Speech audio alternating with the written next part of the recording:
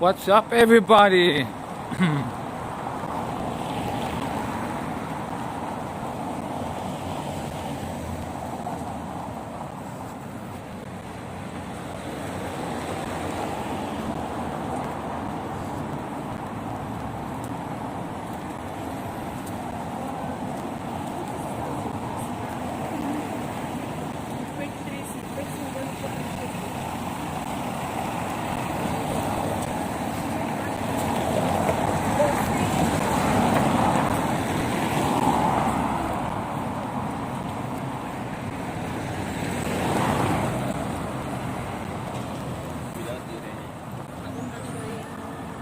Hello, Salvatore.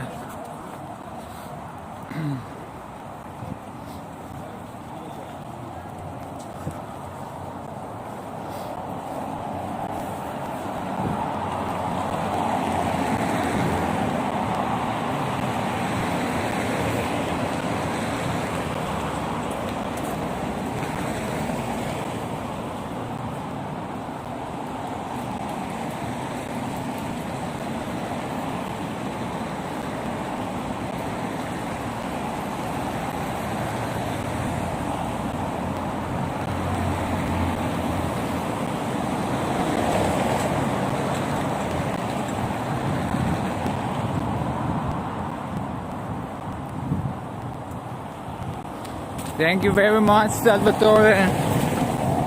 You always put the likes.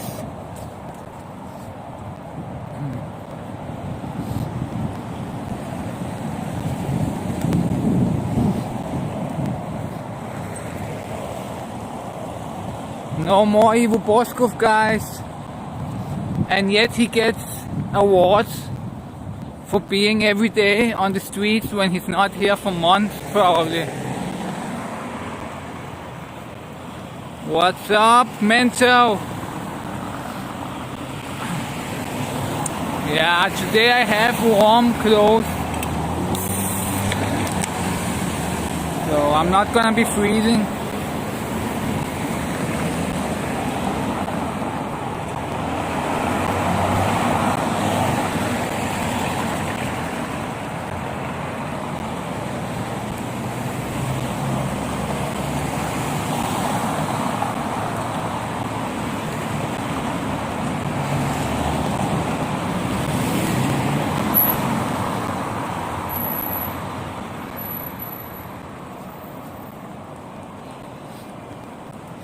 Thank you, LDJ, LJT.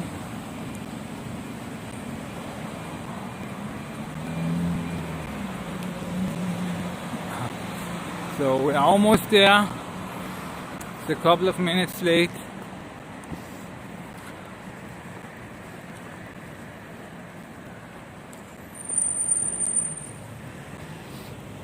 Hello, Nelly. How are you?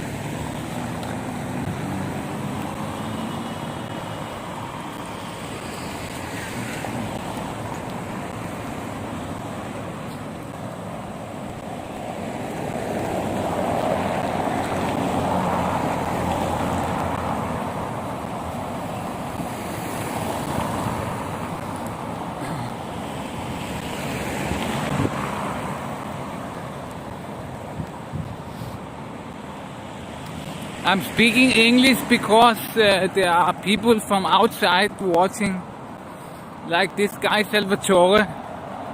So there are many of the viewers there from outside of Bulgaria. So that's why I'm speaking English.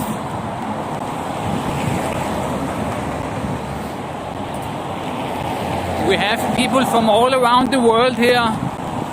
We have people from Denmark, America, Britain, Germany, Italy, France, there are people from everywhere watching this stream. So that's why I'm speaking English.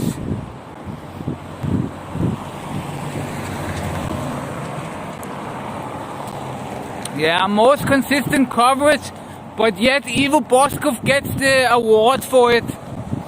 Even though he hasn't been here for a month or more. And yet, the other day he got an award. I posted about it yesterday. He got an award for covering the protest every day. But wait a minute. The only real journalist here every day is me. And yet Ivo Boskov gets the prize. So what does that tell you about the journalism, guys? Is it all fake? So the journalistic union is fake. Ivo Boskov is fake news. It's all a conglomeration. It's all a spider web of fake news. They give each other awards. Oh, you are the best, Ivo Boskov. But yet he is not here. But they say, you know, he is the best. The other fake journalists have nominated him to being the best for being here every day. But he's not here every day. Even when he was here every day, he was doing lives 2-3 hours. My lives were 8 hours. You know, I was here all day. He was here 2-3 hours. He went home and he took the prize. I was here 8 hours during the summer. Every day I was here 8 hours. He was here 3 hours. And yet Ivo Boskov gets the prize. So what does that tell you about journalism here in Bulgaria?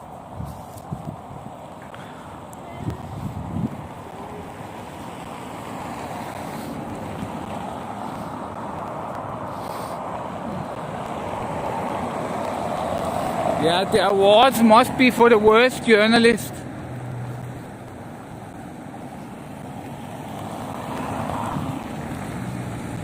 Oh, I crossed wrong.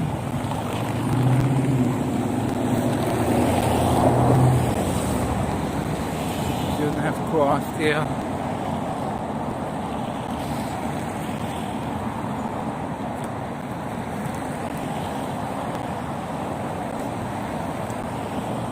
So luckily no music anymore.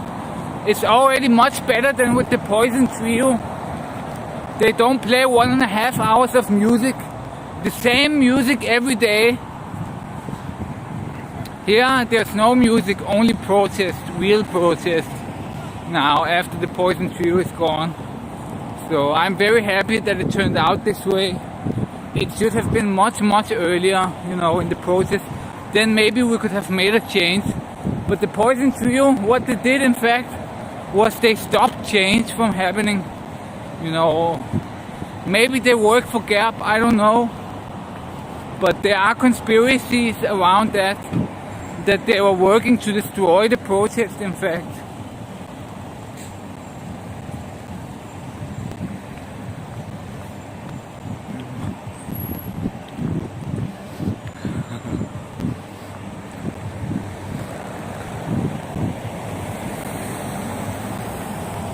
Yeah, Boskov is only sitting in the studio, guys.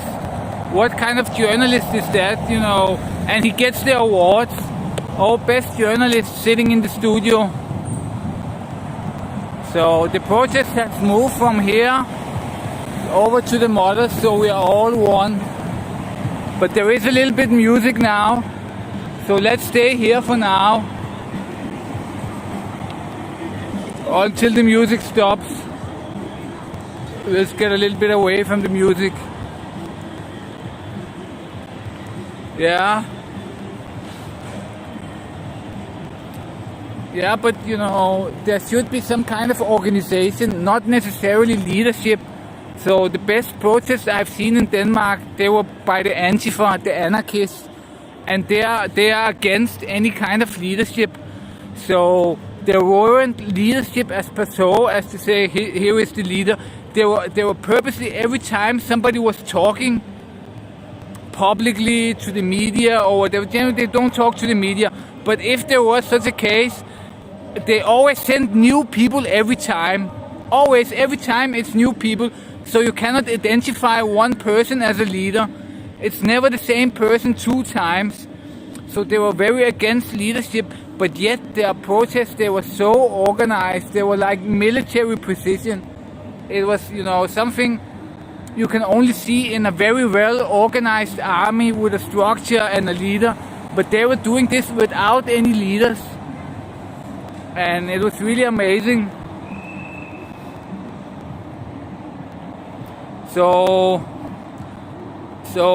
yesterday, the priest said that the protests are gonna be never ending. They will never stop protesting. So I will just keep covering it.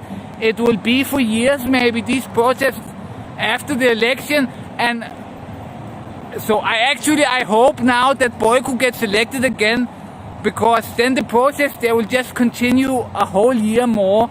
So for me, it's probably better if Boyko gets elected, so the protests continue and I will still have something to film.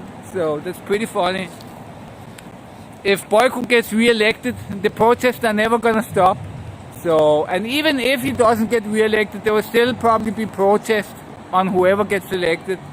So you can count on protest stream for the next couple of years from me.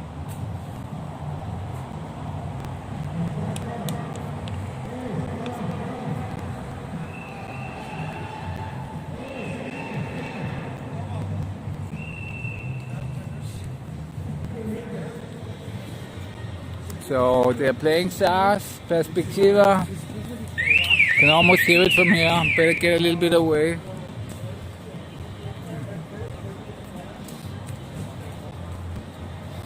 Yeah, it's pretty funny. Boskov taking away the prizes from the real journalists. And do you know, guys, the one who gave him the prize, she's one of the most loyal agents of DC, Državna Sigurnost. Her name is Agent Viola. She is the one, the leader of the journalistic union, who gave Boskov his prize. She's actually one of the most loyal agents of DC. She was one of the highest level agents of Državna Sigurnost, the one who gave him the prize. And it's pretty funny. Ivo Boskov works at the Hotel Moskva. He's receiving awards from the highest level agents of Državna Sigurnost. So what does that tell you? I don't know, you tell me.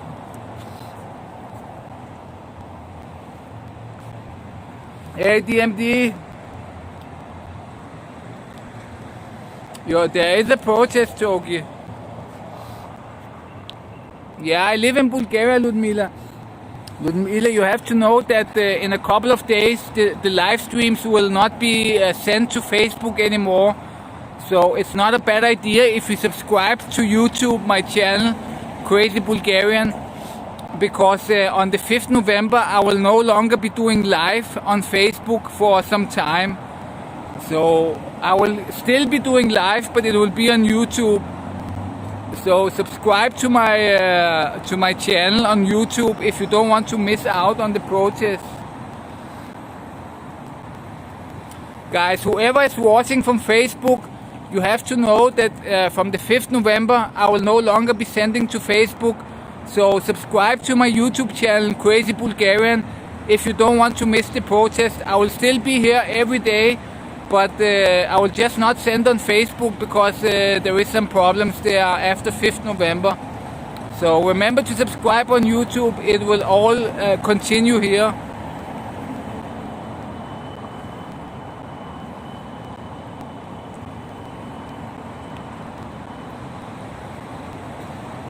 Yeah, it would be pretty funny now to cover the elections in USA. Yeah, I would get, the same way I got a little bit famous here, I would get much more famous in the United States probably.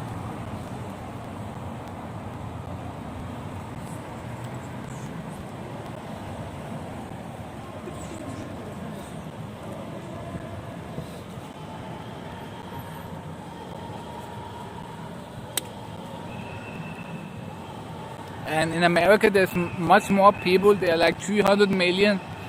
So here, if like 5% of Bulgarians know me already, so 5% of 7 million, that's like, let's say 70,000 or whatever. I don't know, I cannot calculate it. But 5% of 300 million, there would be millions of people knowing me. I would have not 1,800 subscribers, I would have 1 million subscribers by now if I was in America.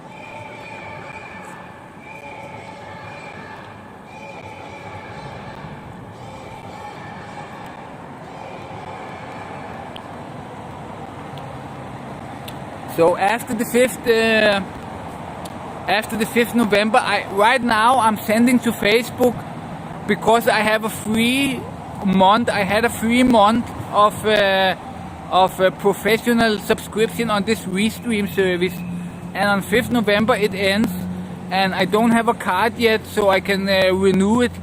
So my free month ends on 5th November, so I will no longer be able to stream to Facebook because I have to pay if I want to stream to Facebook, and it's free to all the other platforms. Only on Facebook I have to pay to this Restream.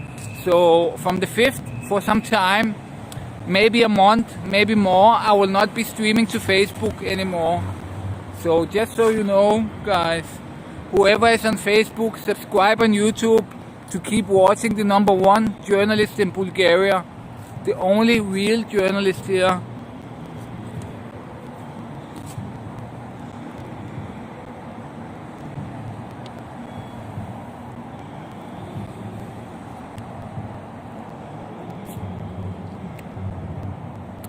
Yeah, Ice Poseidon, but Ice Poseidon don't even have much, you know. None of these live streamers have many subscribers. So, you know, many YouTubers even, you know, I don't know if you know this guy, FuziTube, he has 10 millions. Many have over 10 millions. So none of the live streamers really are big. So I could become much bigger than any of them because none of them are really big. None of them have millions. You know, there are Ice Poseidon have 750. There's another guy, Blade. He has around 750. I don't think any one of them have a million. So the protest is starting, guys.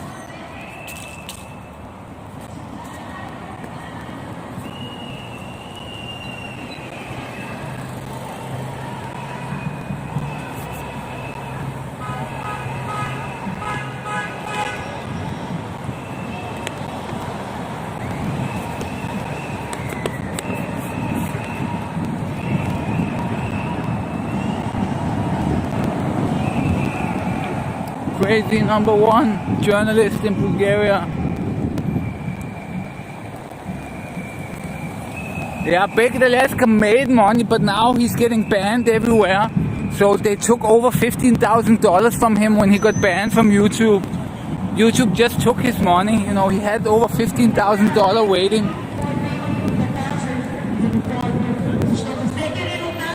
No, Evo has more than me for now.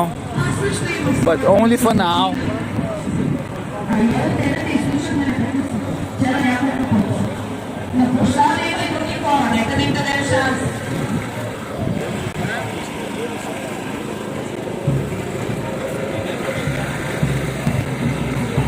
На площада има и други хора, просто нека бъдем толерантни.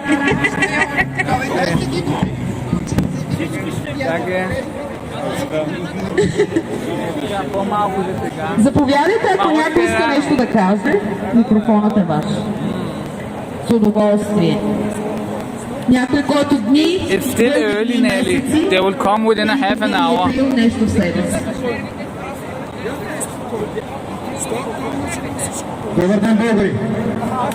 Казвам се Румен и съм един от тримата академици, които подкрепиха протеста вече няколко пъти с столите.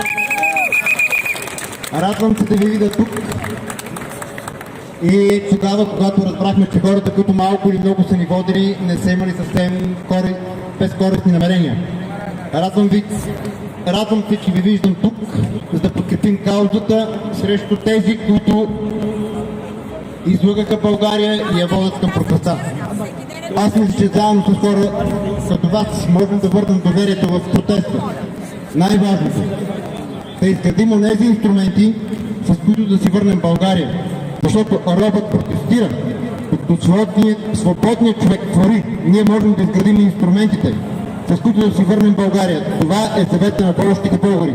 Благодаря ви, за мен е чест да бъда сред вас.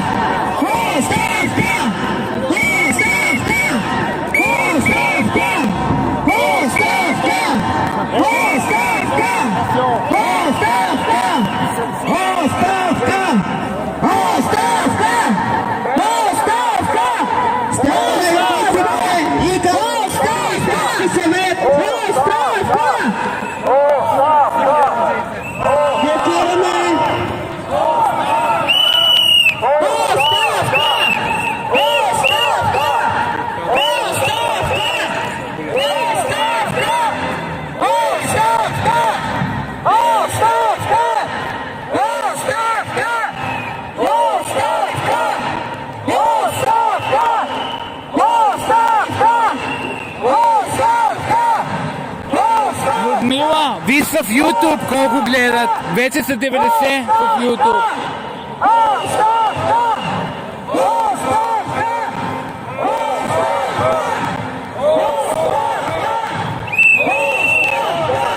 Yeah, Kapruzov, he's trying to compete with me and be number one, but it's too late.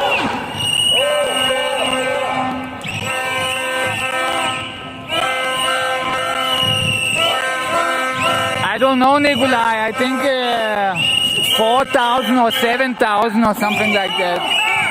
A couple of thousand, below 10,000.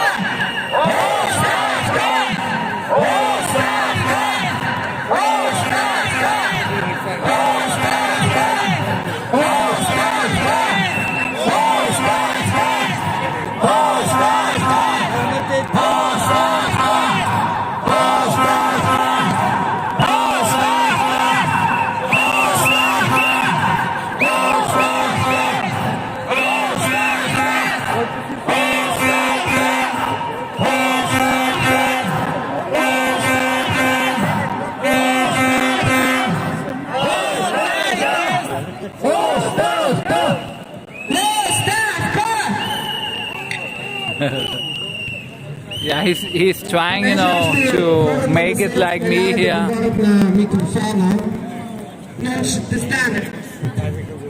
Аз ще... Защо съм тук? Имам три основни причини. Имам дете с заболяване, с тежки увреждания на 23 години. Знаете ние за какво се бориме, това да не го притесняваме в момента. И че в момента с това управление се опитва да съсипе се опитва да съсипе всичко, за което сме се борили. Връща нещата на кота нула. Мислите ли, че ние не сме мотивирани да бъдем тук? Ще бъдем тук и ще се противопоставиме, ако трябва, с всички средства, незаконни, каквито и да било. Ще бъдем тук и ще се бориме за това, което сме извоювали до тук. Хората да не си мислят, че ние ще отстъпим и крачка назад. Втората причина. Имам второ дете. На 11 години. Искам да остане да живее в България. Не искам да го изпратя в чужбина и да се надявам, че там ще намери по-добър живот. Искам да го намери тук в България.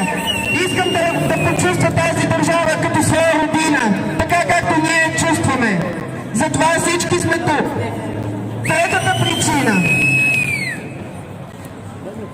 Преди 23 години баща ми беше убит от цигани И това е другата ми кауза, заради която ще седа тук и няма да мръдна. И тези, които не разрешиха проблемите на обществото с престъпността, трябва да крият те в затвора. Убийци! Убийци! Всичко това продължава до ден днешен!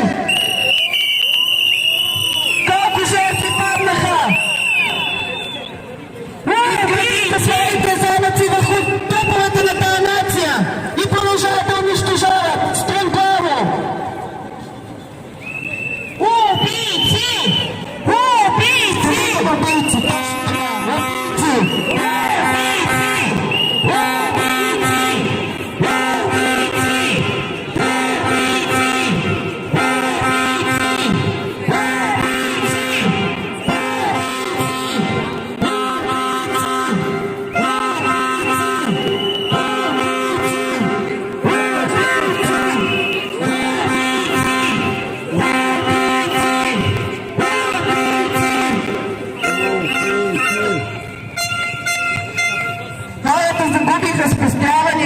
Загубиха жилищата си. Каква е тази държава, в която хора ровят по кофите и тези с лъскавите автомобили ги подминават все едно са чумави? Оставка е смена на системата. Оставка е затвор. Който иска да се подписва тук. Стига приказки. Нашето общество програмира. Това ми е ясно. Разпаднати сме на съставните си части, на молекулярно ниво. Трябва огромна сила и народ, който да иска промяна в едно цяло. Народ ли сме или мърша? Няма да позволим да ни се подиграват и да ни смятат за някакви бокуци. Силата в движението. Оставка! Оставка! Оставка!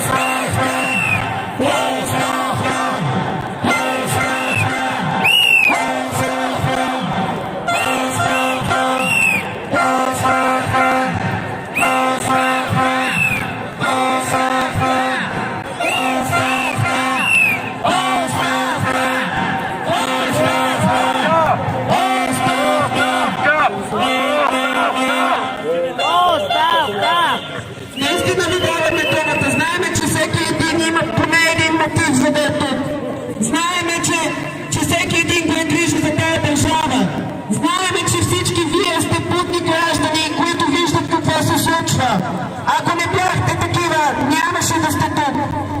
С всичко това сме наясно и ви призоваваме наистина да поварите. Съгравият паднал, няма кой да ви ограничава. Говорете, бе, хора! Оставка! Оставка! Оставка! Оставка! Оставка!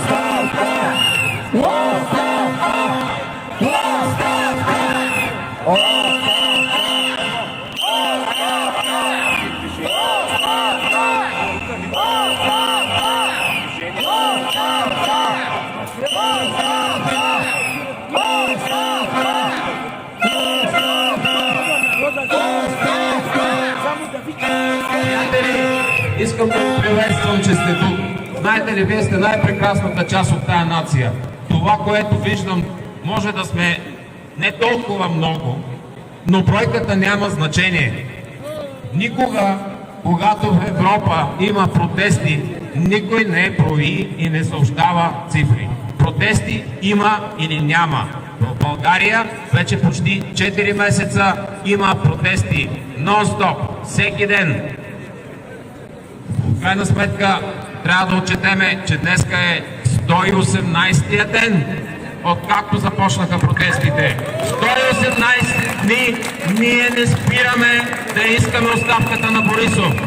118 дни той обикаля и управлява страната от една джипка. Това го няма не само в Европа, това го няма никъде по света. Коя държава се управлява от джипка? Ето тук трябва да са тези, които ни управляват И ето тук трябва да сме ние, за да ни чуят. За това, което сме дошли. Да не забравяме да им припомним. Оставка, Борисов! Оставка! Оставка! Оставка! Оставка! Оставка! Оставка! Оставка! Оставка! Оставка! Оставка!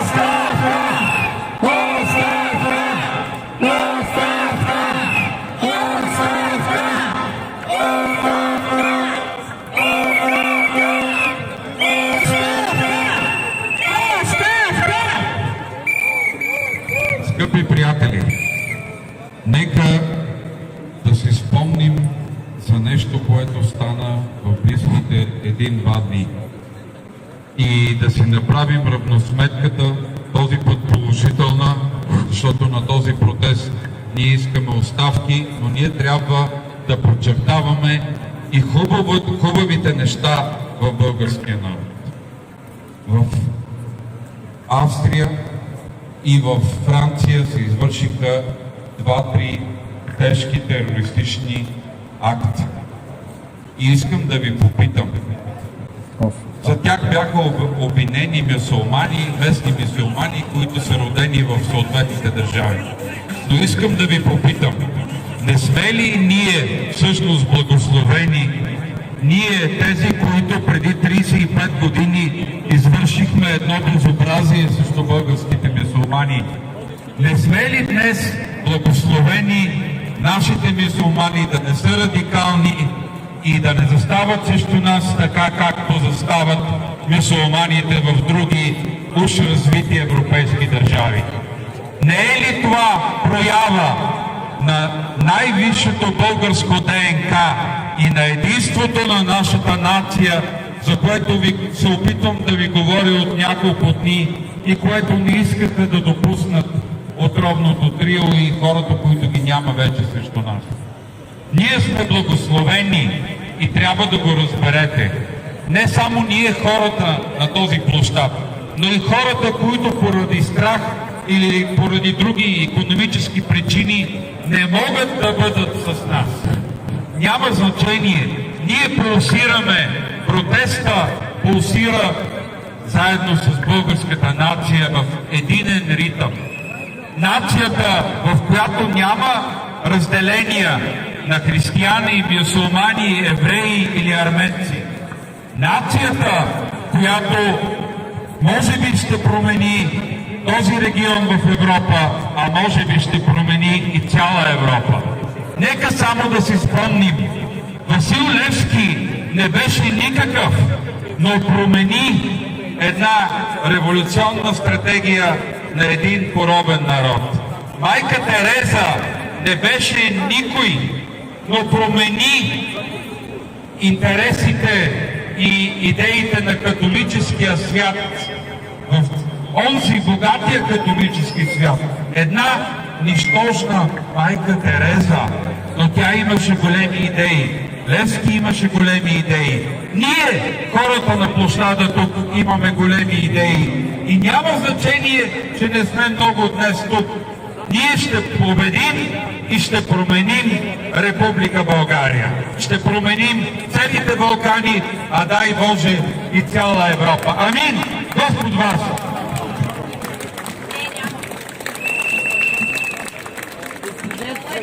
Не го приемайте като заяждане.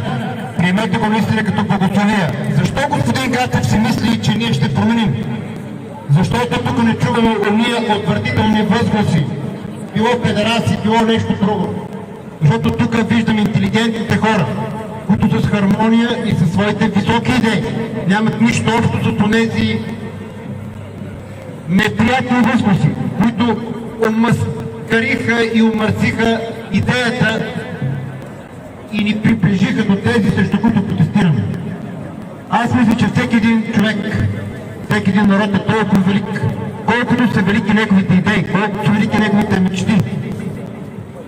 Радвам се, че изисканият тон тук показва, че нашите идеи са сериозни, изискани и стилни. Гордея се да чуя това на този площад тази вечер. Бъдете благословени! Оставка!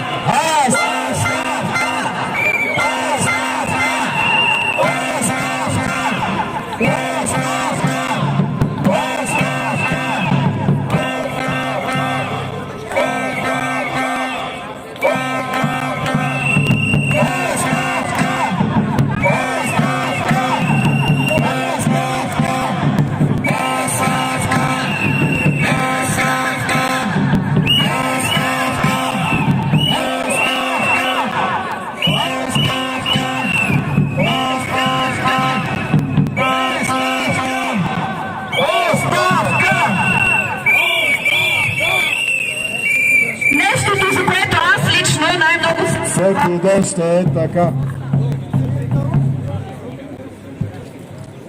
Нещото, за което аз лично от вчера съм безкрайно щастлива, е, че видях отново блясъка в очите на нашите млади приятели.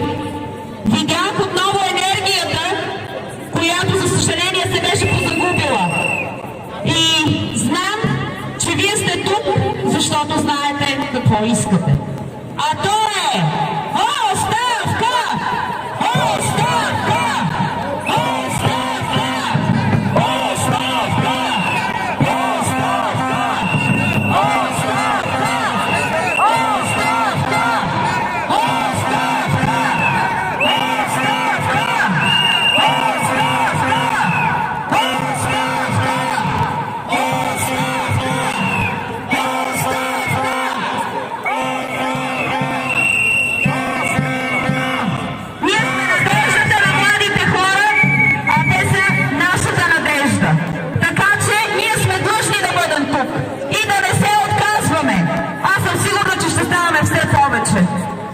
Абсолютно съм убедена в това.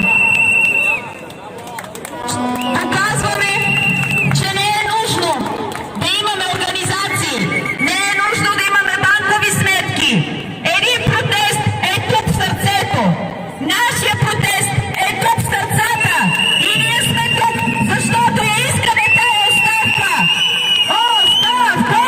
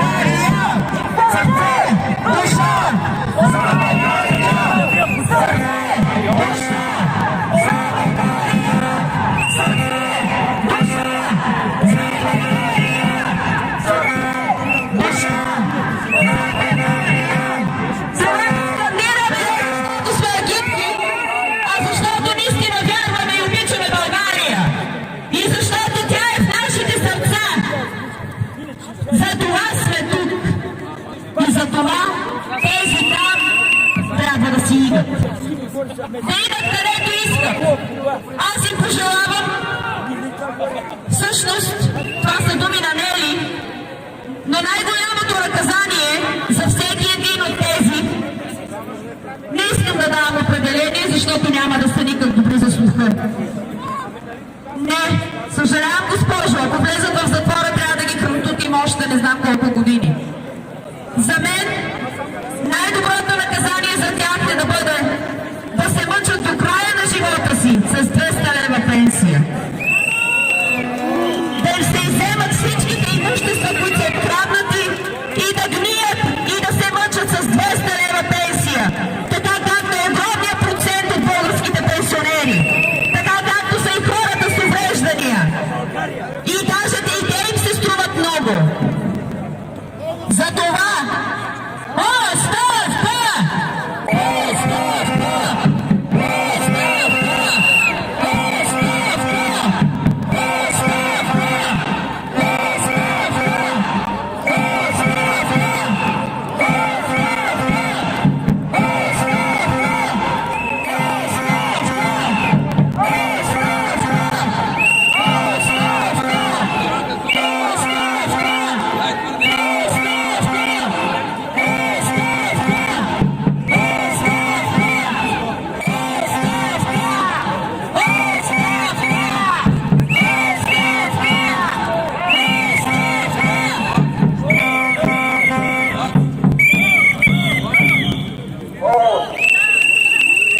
Братя и сестри българи, добър вечер в тази 117-та нощ, в която ние протестираме.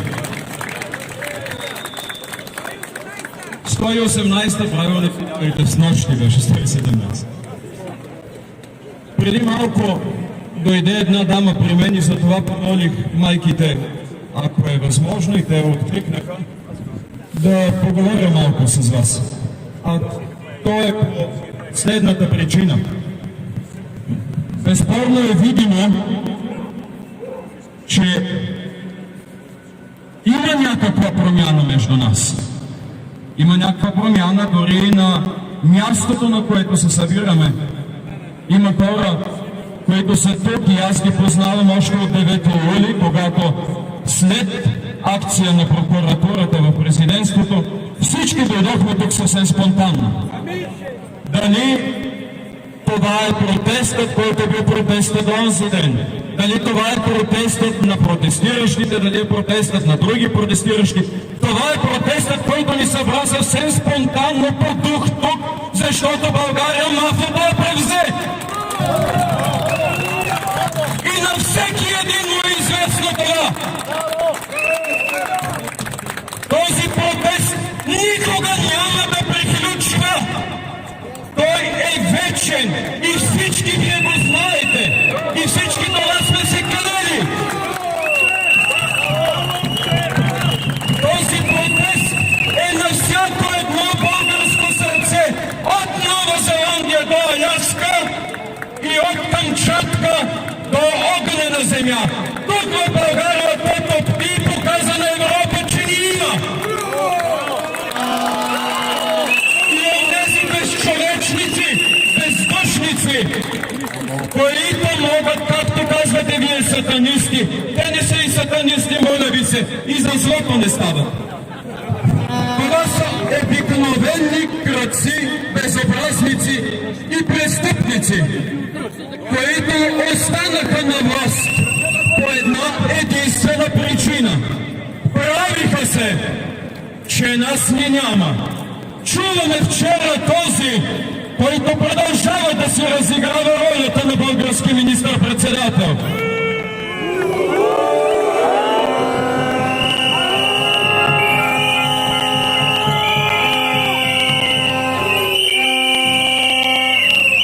И да твърди, че били народ и власт в един юмрук, а преди това, когато се показа от народа юмрук, не му хареса. Този юмрук бил единен. Ма този юмрук на българския народ е абсолютно единен. И от тези, които сме тук, и от тези, които ги няма, и от тези, които ни гледат, и от тези, които ни подкрепят, и от твоите членове на партията ГЕРБ, Борисов.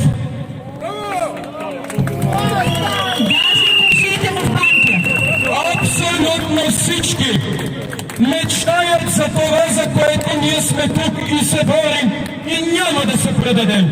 Да, коронавирус има и то втора вълна по една единствена причина.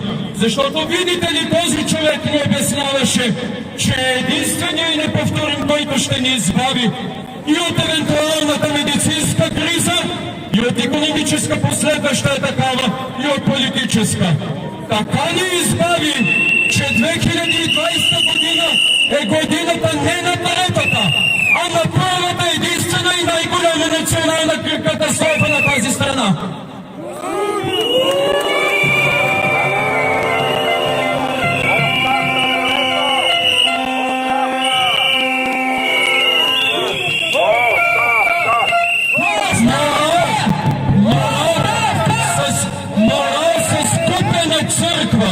Няма да бъде вярата на българския народ. Ние доверието от този човек, от неговото правителство и от това абсолютно бутафорно народно събрание в тази сграда приличаше повече на крематориум, а не на народно събрание. Погледнете само как стърчи. От тук искат без дух да остане. Няма да я бъде тази работа. Нашите ни има винаги, независимо кой от нас тук ще се изявява, кой няма да се изявява и кой къде те могат да пратят. С нас всяка вечер един неповторим човек, когато сте виждали. И ви призовавам пак, молете се за него, защото е един истински български офицер. Генерал Димитър Живиков, който и в страданието си пак е с нас. Аз съм където на онази врата с тези жени, които не са обикновени жени, абе жени, които живот дават за това. Какво с тях извършиха и как ги изнасяха оттам? И как изнасяха дете оттам?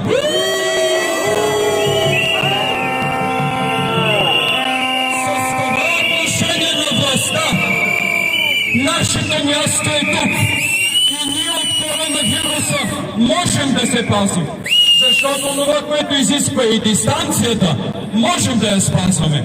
Има ги и предпазните мерки за всеки, който се притеснява. Но физическото присъствие, не само до избори без значение, предварителни, предсрочни, редовни, при условие, че всичките до сега са били само нередовни, ние ще трябва да сме тук, защото когато и избори се провеждат при събуден народ, а вие, будители, го събудихте и за това винаги ще имате моят поклон, този народ няма да бъде повече орган и ще иска по-добрите си преднини, защото той и всеки един от нас заслужаваме го наистина и го вижте в очите на всеки един близък, когато го прегръщате. Всеки един от нас може да обича. И ние обичаме дори и тези, които не съзнават какво представлява тази власт. Тази власт е най-пагубното нещо, което го е имало някога. Казах преди дни, ще го повторя и сега. Онова, което събуди стремежа за националните държави в Османската империя, бе нещо, което стана в епохата на тогавашната пандемия холера. Сегашната пандемия от COVID-19, при условие, че ние сме бой по 11, това е нещо, от което трябва обязателно да се отървем сега и веднага. Мутри, вън!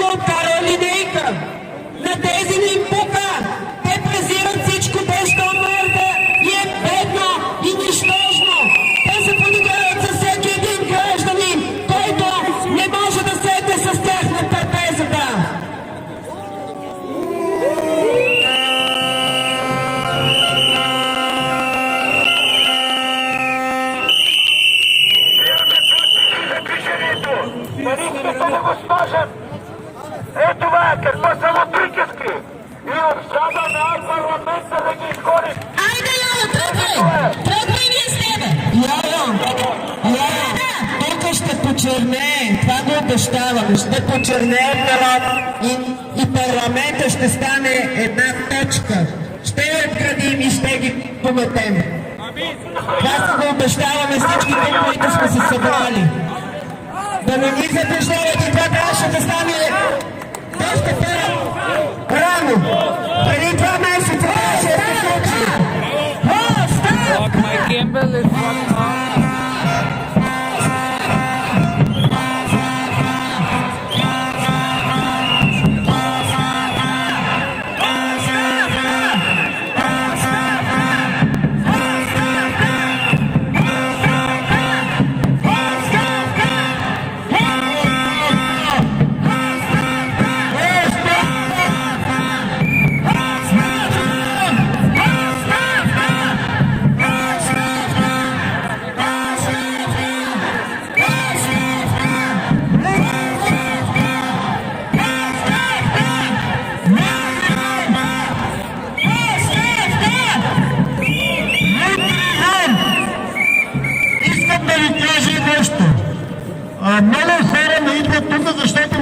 алтернатива. Мисля, че е време да направим една партия на протеста, която да измете тези вътре в тази сграда, която е символ на тоталитаризма. Ние вече сме партията на непримиримите. Но никой не ни обръща внимание. Просто вижда, че властта Обръщат ни внимание. Това трябва да внесем на изборите. За една партия, която да се направи от хората тук на площада. Ние сме народ и имаме последната дума. Това да има ясно на всички, които управляват в момента и ще управляват за напред. На нас демокрацията ни беше подарена и 30 години ни казаха кой ще ни управлява. Докараха ни царя, Станишев и не знам все още кой. Това трябва да приключи. От тук нататък всеки, който не става, трябва да бъде свален и трябва да е наясно. И не е вярно, че не ни забелязват. Повярвайте, не могат да спят от злоба. Че ни има и че не се отказваме. Това е положението. Тук трябва да седиме. Оставка! И ще раваме скапаните сгради. Оставка!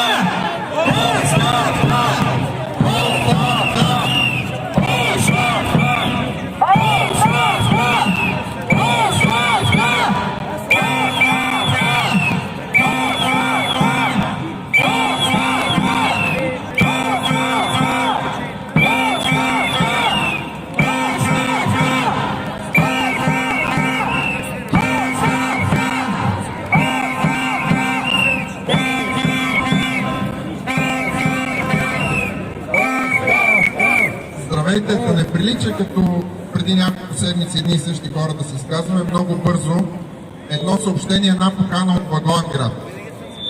Приятелите там в събота 12 часа организират митинг и помолиха който може да отидем и да ги подкрепим. И мисля, че хубаво ще бъде да се организираме. Имаме няколко дни до събота, така че това е едното. Другото, което се случи в новата група, за която искам да ви помоля не само да се присъедините в протести 2020, но и максимално да я популяризираме, защото сега една госпожа сподели с мен, че реално в провинцията нямат представа, че протеста продължава. Те са чули, че триото казва спираме, нали, преминаваме към друга форма, но не са разбрали, че всъщност ние продължаваме. Така че моля ви, популяризирайте, звънете на приятели, на роднини, които са в провинцията, за да може да разберат, защото те гледат нова телевизия и някакви такива, които никога няма да кажат, че продължаваме. Да. И последното нещо, което е лично за мен, защото така се случи, че за 1 ноември аз събирах парички, за да направим събитието. 372 лева сме събрали. Персонално на всеки човек, който е дал парички, сме дали отчет до стотинка за какво е купено, защото получихме упрек, че виждате ли, събираме пари, пък няма отчет.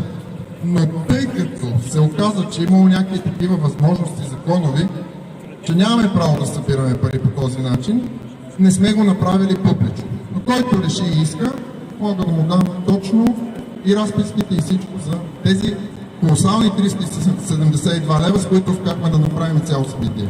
Благодаря ви.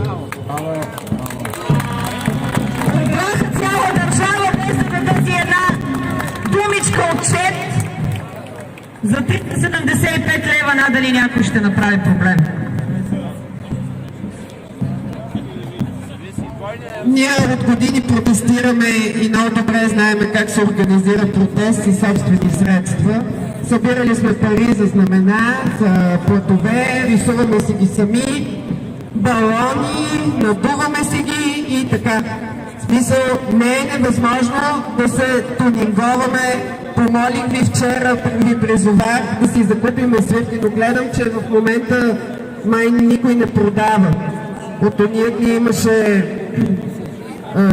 търговци, които продаваха от тези, как се казаха, свирките. Просто трябва да сме ужасно шумни. Разбирате ли? Има ли? Отсреща продава, така че може да си закупим и да сме си. Да ги тормозим и да им проблемите такъв мозъка.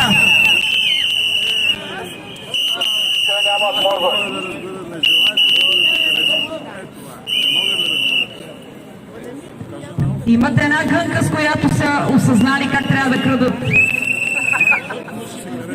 Значи все пак нещо има там, в тази кухина. Една лампичка, дете Здравейте! Познавам някой от вас. Само мога да кажа браво на вас като герои. Поздравявам ви. Благодаря ви. Не разбирам добре промяната, ако изключим, разбира се, неяснотата покрай вируса. Т.е. дали наистина, събирайки се, не допринасяме за разпространението му. Нямам представа дали е истина или не.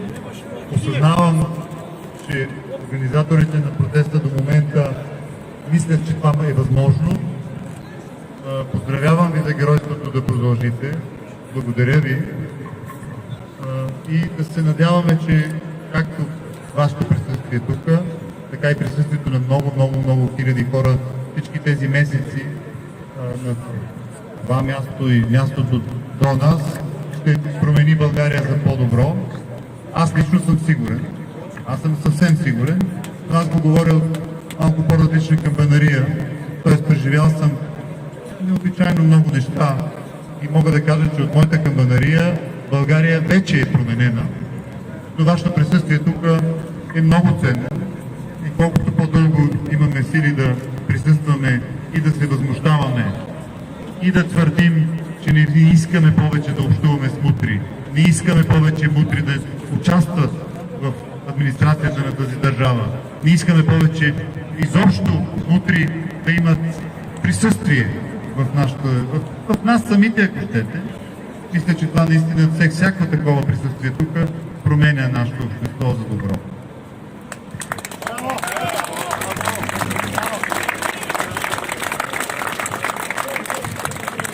България никога няма да бъде същата. Няма да бъде никога ново на мутрите. И то точно защото ние и хилядите като нас сме тук и не спим. Много ни е професионална техниката. Виждам, че тук няма хора с маски, значи не се страхуваме, значи сме се събрали точните хора. Все пак сме наясно, че сме на война, има и хора с маски, но ние уважаваме правото на избор на всеки. Както смятаме, че тези, които носят маски, трябва да уважават нашия избор. Чували сме дори обвиненията, че ние като майки сме рискували живота на децата си. Коя майка ще рискува живота на детето си? Да не се излагат изобщо, че го казват. Всички тук сме наясно, че ние сме на война с тази сган, която ни управлява. И нещата са опряли до котела. Оня ден написах във Фейсбук, че много хора предпочетоха живота пред мисълта, че ще се мре. Тоест, отказаха се от живота пред мисълта, че ще се мре. Ами живота е един и ние трябва да го направим по-добър в тази България, която ние загубихме и трябва да възстановим. Така че сега аз ще дам думата на Тошко да каже на къде тръгваме и да се приготвиме. Ще изслушаме химна, разбира се, защото сме българи и обичаме тази своя родина. Да, обичаме тази България и няма да я предадем. Затова всеки ден ще сме тук, докато не си я върнем. Да живее България! А сега, приятели, предлагам да отидем и да уважиме тези, заради които ние тук сме се събрали, да отидем до централата на ГЕРБ, знаете къде е. НДК.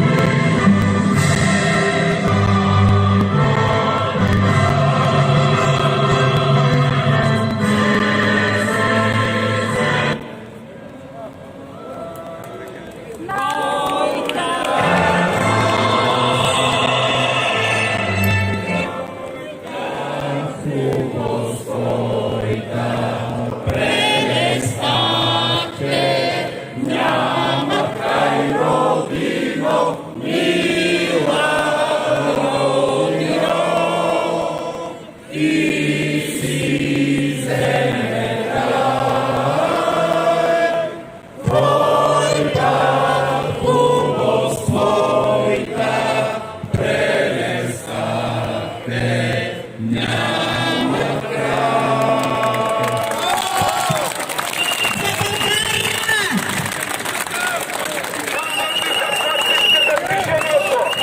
тръгваме към ГЕРБ. Края на преценка, че трябва да взема оставка.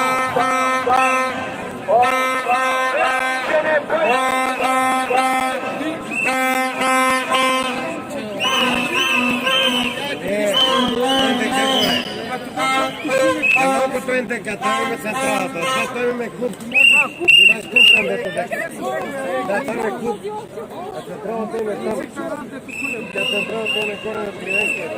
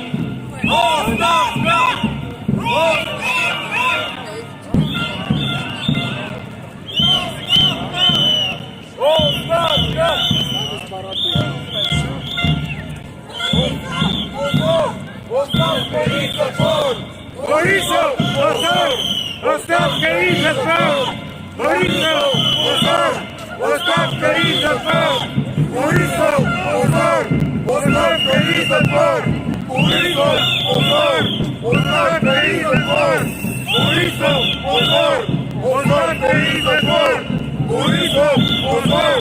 Останьте і затвор! Борисов, позор! Останьте і затвор! Борисов, позор! Останьте і затвор! Борисов, позор! Останьте і затвор! Борисов, позор! Останьте і затвор!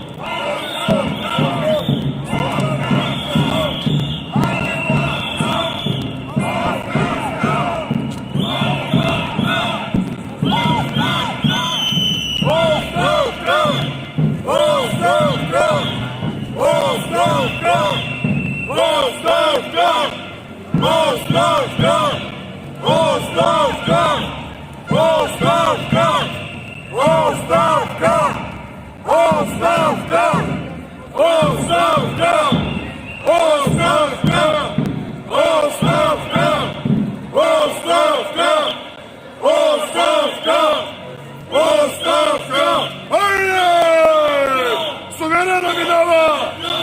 Свободные граждане! Бойкова в затвора! Темничий затвор! Карцер! И затвор! Отставка! И затвор! Отставка! И затвор! Отставка! И затвор! Отставка! И затвор! Отставка! И затвор! Отставка! И затвор! Отставка! И затвор! Отставка! И затвор! Татара! Татара! Отставка! Татара! Отставка! И затвор! Отставка! И затвор! Затвор! Отставка! Татара! Отставка! Татара! Отставка! Затвор! Отставка! Затвор! Отставка! Отставка! Отставка! Отставка!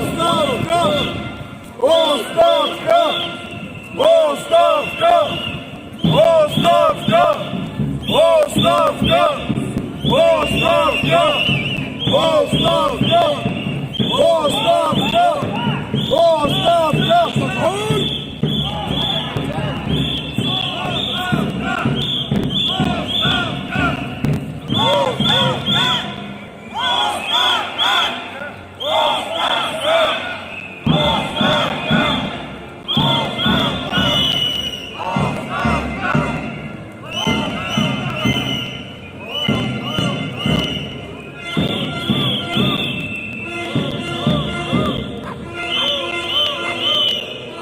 So we are going to Vitusa, guys.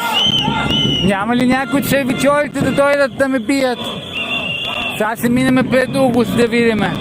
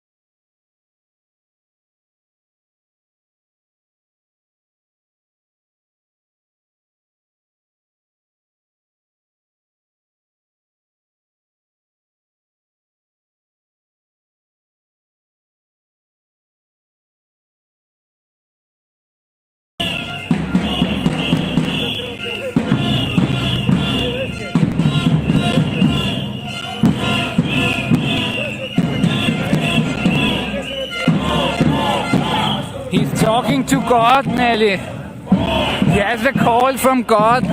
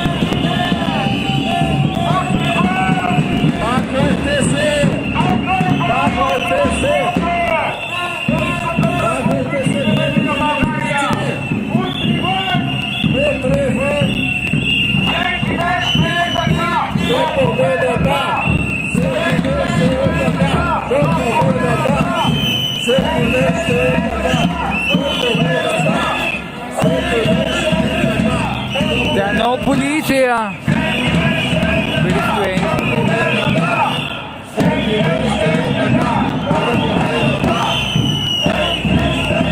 But it doesn't say gelb anywhere.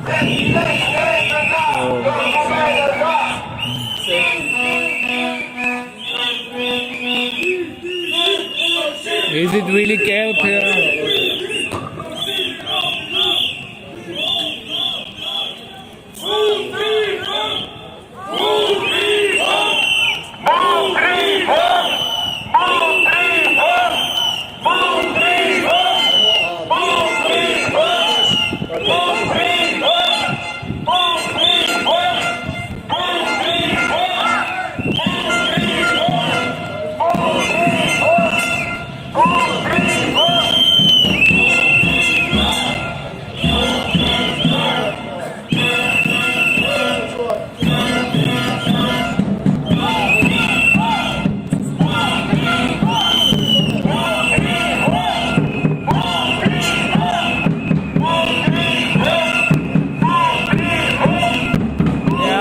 Storm the building. There are only 3 police officers here.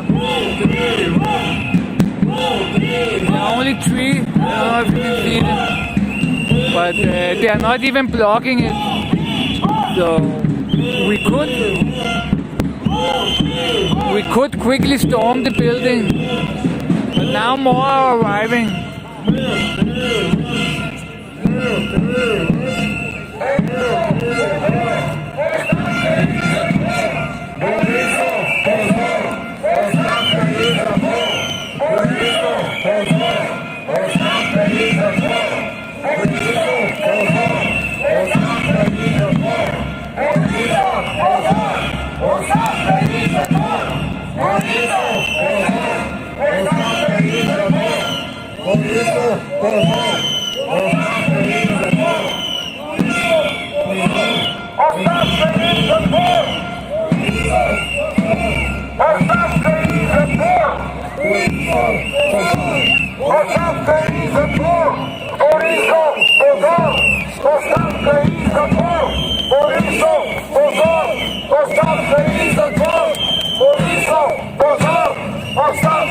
Stop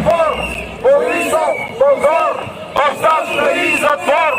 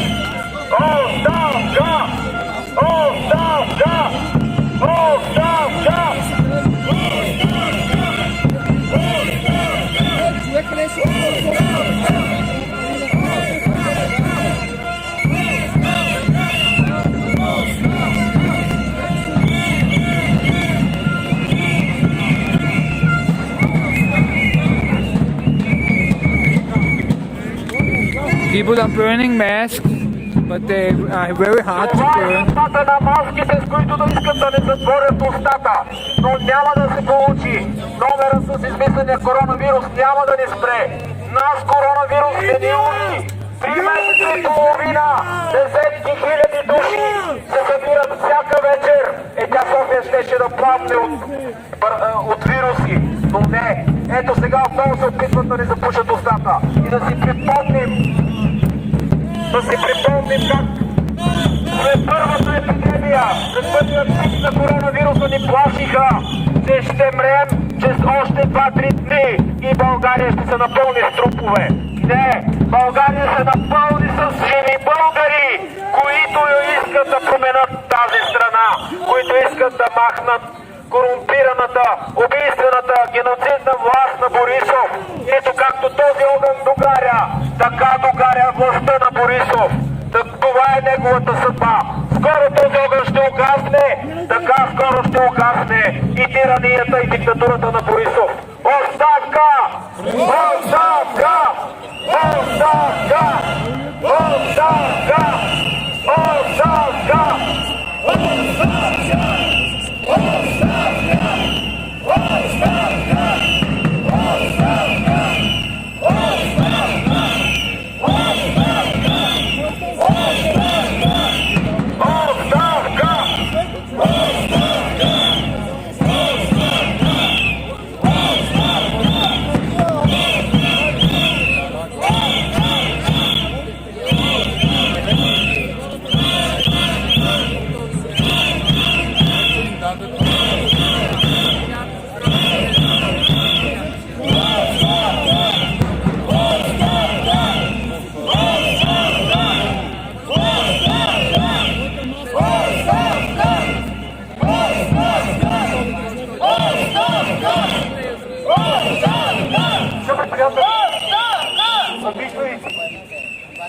Днес, на своя 18-я ден от протеста, ние се намираме пред централата на ГЕРБ, партията, която през последното десетилетие в явни и скрити коалиции управлява държавата и на която може да благодарим за това, че в момента сме на последните места във всички позитивни класации и съответно сме начело във всички отрицателни. Така че аз ви предлагам, обръщам се към всички вас, имате телефони, да направим едно малко събитие, в смисъл нашите телефони да включим техните в енергията, да ги насочим към централата на ГЕРБ и по този начин да разцепим тъмнината, мрака, който те налагат, както виждате, който в момента е около нас, този мрак, в тази европейска столица. Така че призовавам ги да разцепим мрака с нашата светлина. Благодаря ви. Ostavka!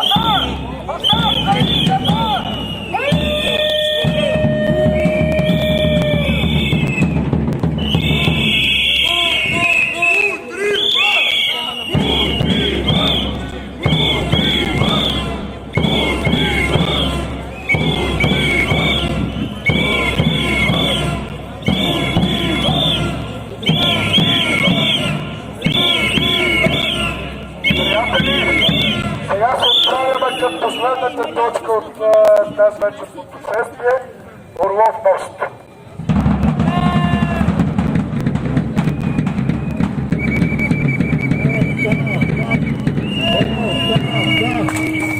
Оставка на наглото правителство, малтретиращо журналисти!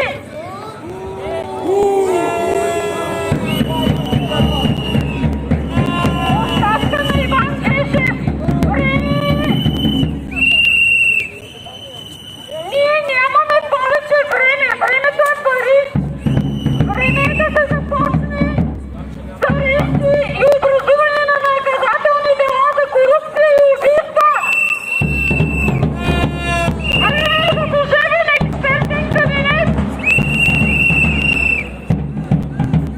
Време е за свобода на словото в България! Време е за оставка на наглото правителство на Борисов, малтретиращо неудобните журналисти в България и по света! Подкрепете Европейския главен прокурор Лаура Кövesi в борбата с корупцията и престъпността на Борисовата мафия! What a voice. Убийците в затвора! Излез Борисов, покажеш сега къде е моят син! Да, в YouTube има и хора от чужбина гледат доста. Аз гледах навън се гледам. Да, има чужбинци гледат.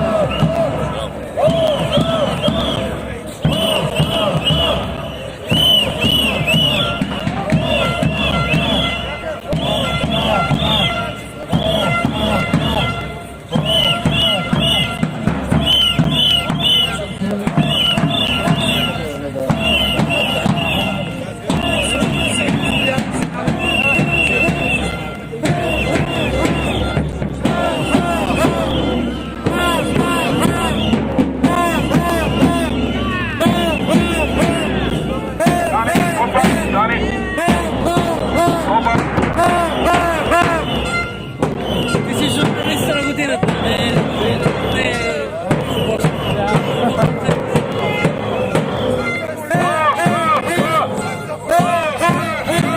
Един сам ми каза, че аз съм журналиста на годината, не Иво Бошков. Така каза смисъл. Ти си журналиста на годината, не Иво Бошков.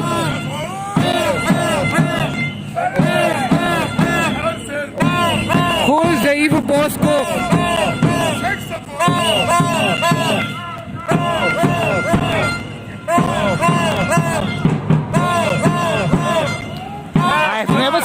before. The first time I see him, and he tells me, "You are the journalist of the year, not Ivo Boskov." And he mentioned Ivo. He said, "Not Ivo Boskov. You are."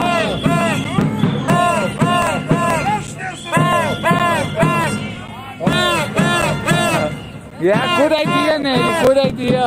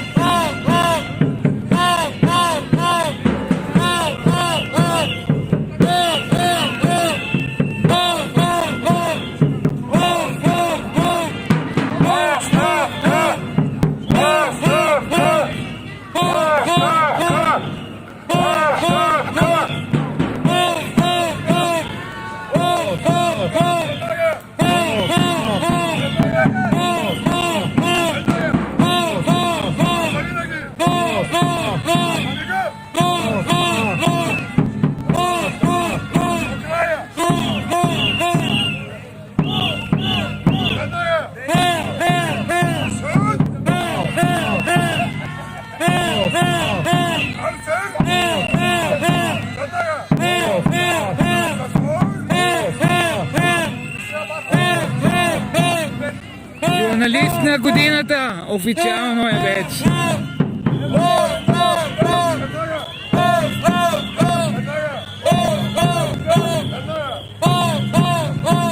Rosia is not here today. She was here yesterday, actually.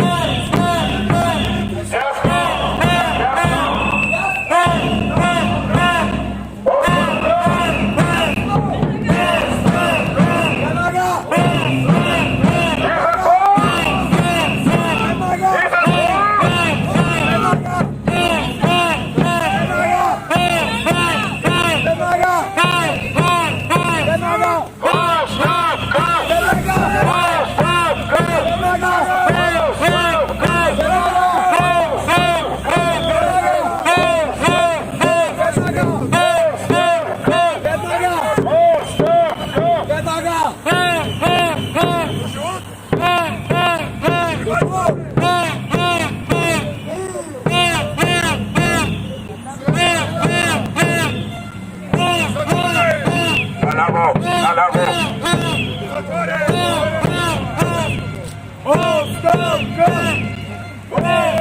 Спираме! Спираме!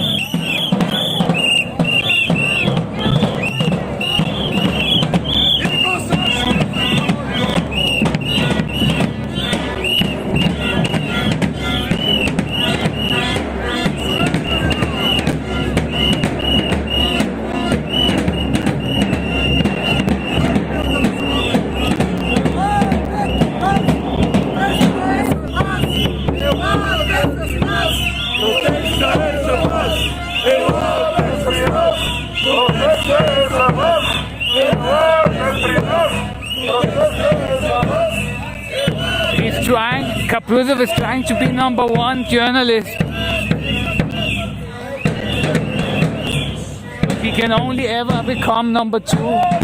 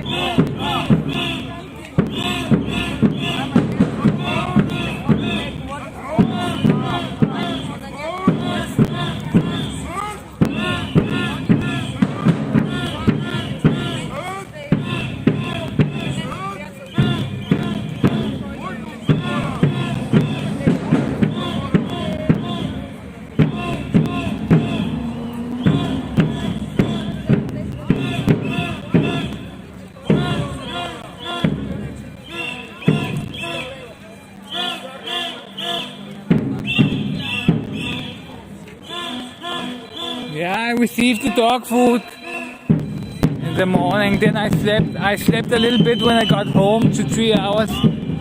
And then I slept after I received it. It came early at 8:30. And I slept until like 3 o'clock or something.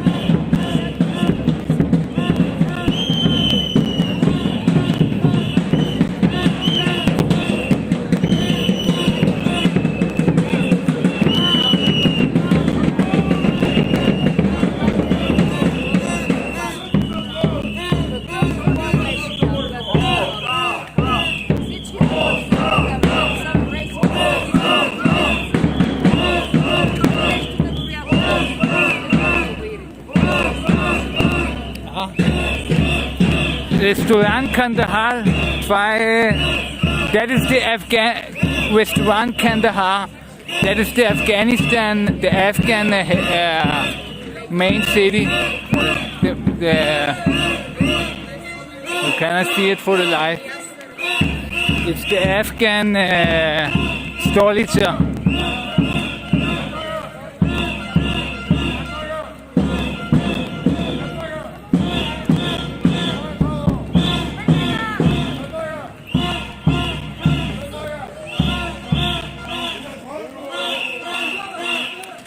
Който гледа във Фейсбук, да знаете, че от 5 вече няма да излъчвам от Фейсбук. Само още 2-3 дни се излъчвам във Фейсбук и след това само в YouTube се бъде и там другите. Затова, който гледа във Фейсбук, има отдолу, има линк към моя YouTube канал. Абонирайте се там, за да не изпуснете, защото след 5 спирам да излъчвам във Фейсбук. И затова се абонирайте в YouTube, за да не изпуснете предаванията, защото там продължавам да излъчвам. Само във Facebook се спра от 5 да излъчвам. Затова, който гледа във Facebook, да се абонира на YouTube канала ми. Има линка там в видеото, където гледате във Facebook.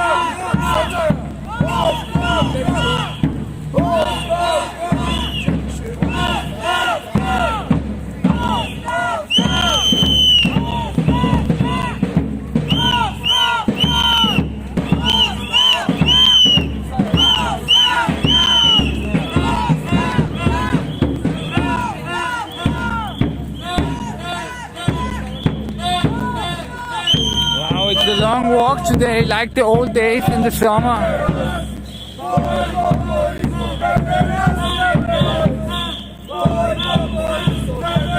I'm gonna ask him about Karpuz when we get to all of Most. So you are happy finally, Nelly.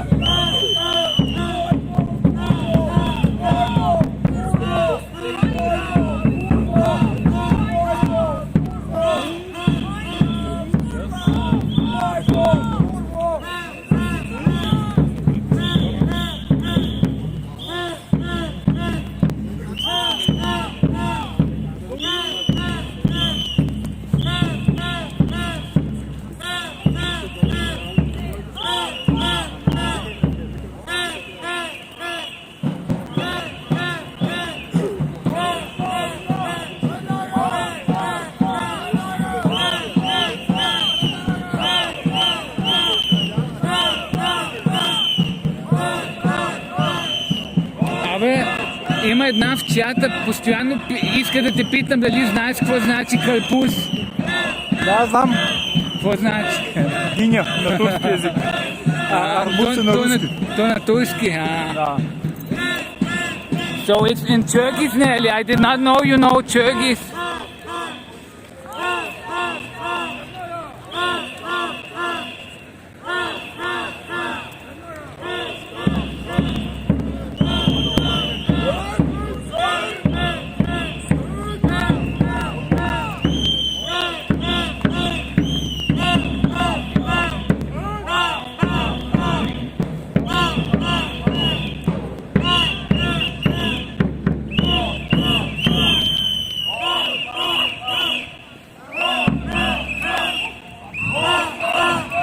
Иво Босков даде номер 3 вече. Карпузов всеки ден е тук. Той бие Босков вече. Босков номер 3.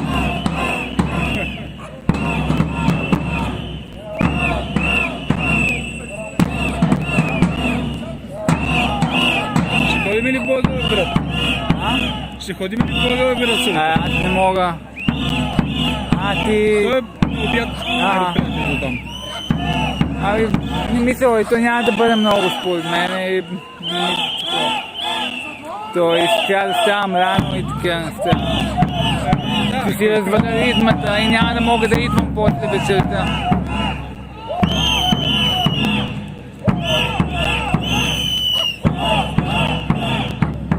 Аз поне да спа цял ден и после съм побуден през нощта. Заради кучета, така да мога. Чак излезам към 3-4 часа през нощта и сутринта.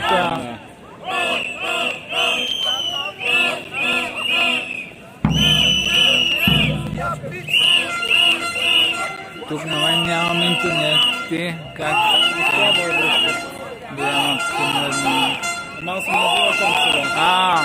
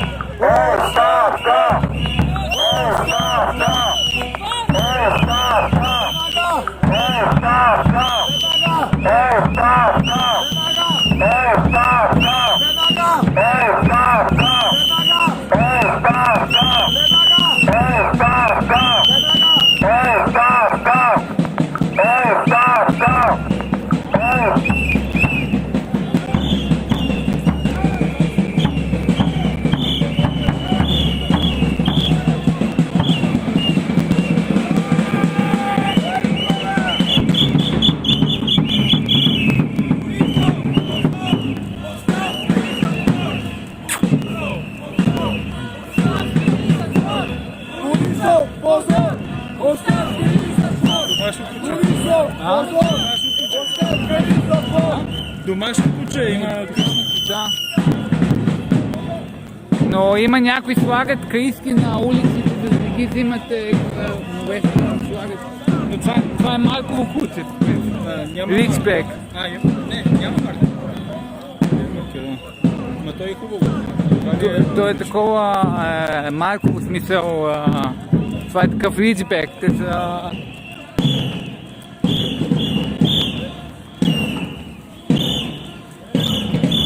Dogs, they always want to walk in front. Now it's leading the whole protest.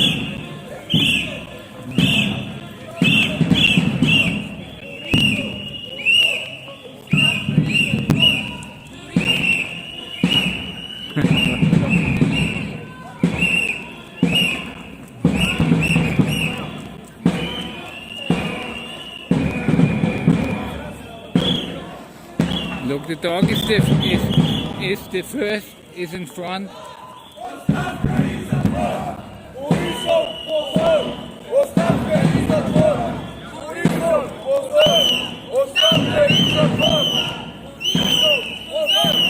It's trying to get in front of me also. It wants to be the first. Пред тебе се задържи. Садър?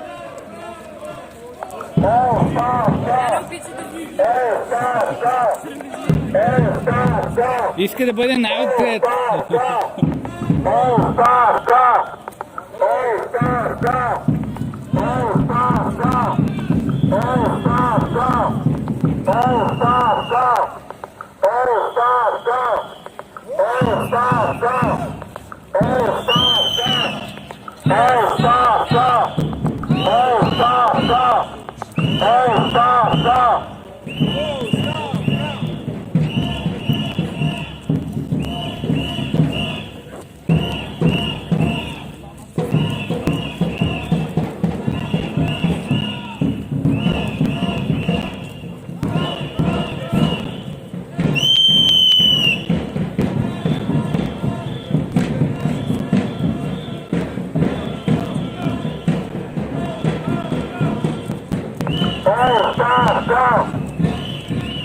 Dog wants to be the first one all the time.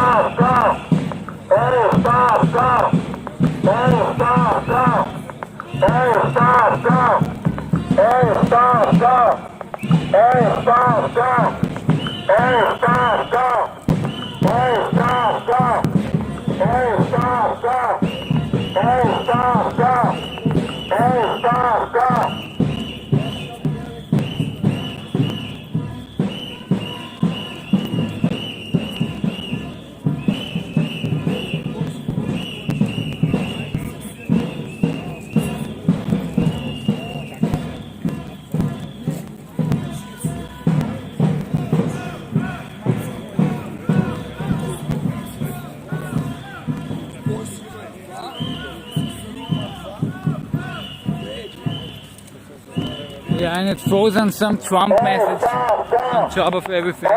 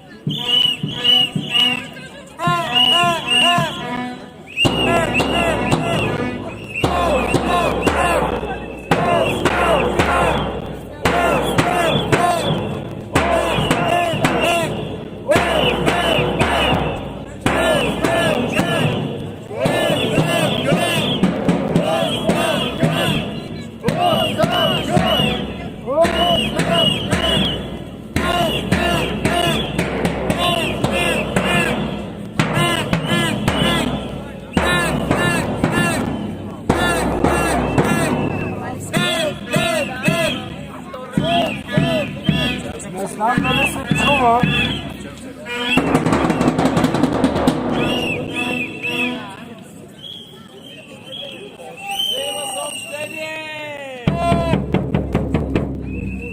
Скъпи приятели, благодариме на всички, които извървяхме този наистина доста дълъг и труден маршрут, но с него доказахме, че когато сме единни, нищо не може да ни спре.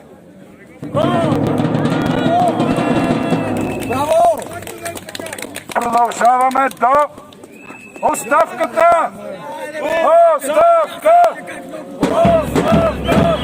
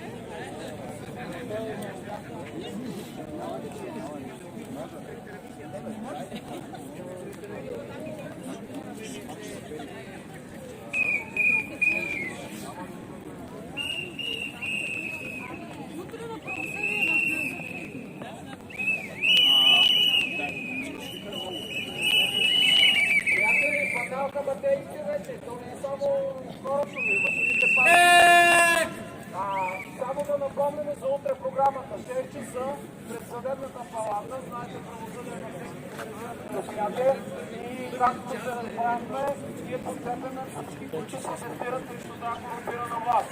Затова утре даже събирането директно 6 часа пред съдебната палата. Правосъдие за всеки.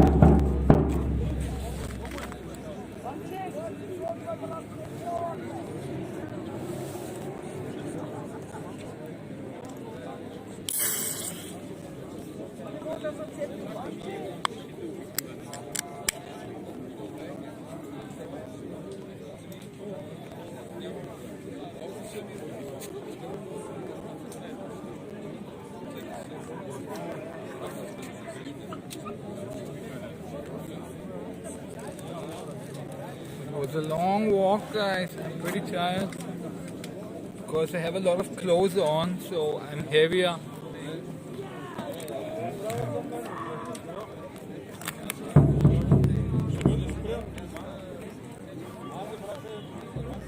It's much easier when I'm just in a shirt, you know, but now I have some heavy clothes on, so.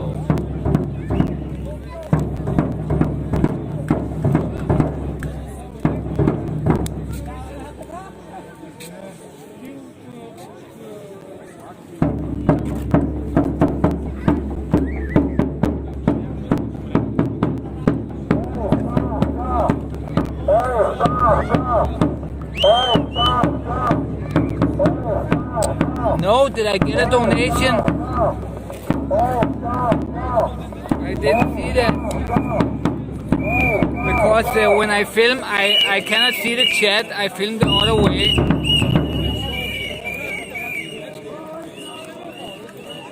Ти тръгваш ли си? Свършиха ми данните. Ага. Аз бях на нива кома и получих, че остават 50 мегабайта висока скорост.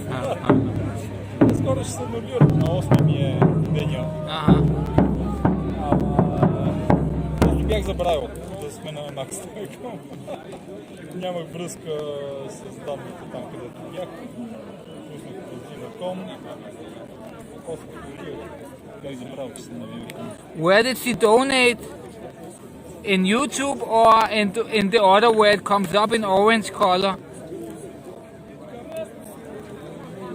Let me just find it.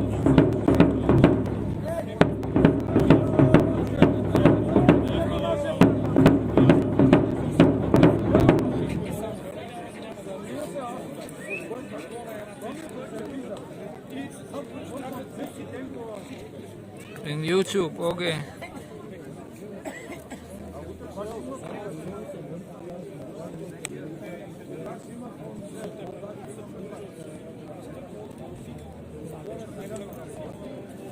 Ако решиш за Благоевград, кажи, аз ще те взема. Да. Ще спиш в колата. Да, ама си разваля ритмата и такова и се причакам, после няма да мога няколко дни да хода на вечерните протести и не си заслужава за мен. Аз днеска още малко така стана, трябваше да взимам кучешка храна сутрин, но успях да спа след това.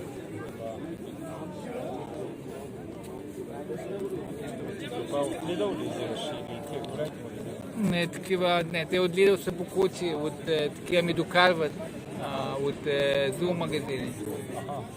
Те от супермаркетите всички са покучи там, нямат...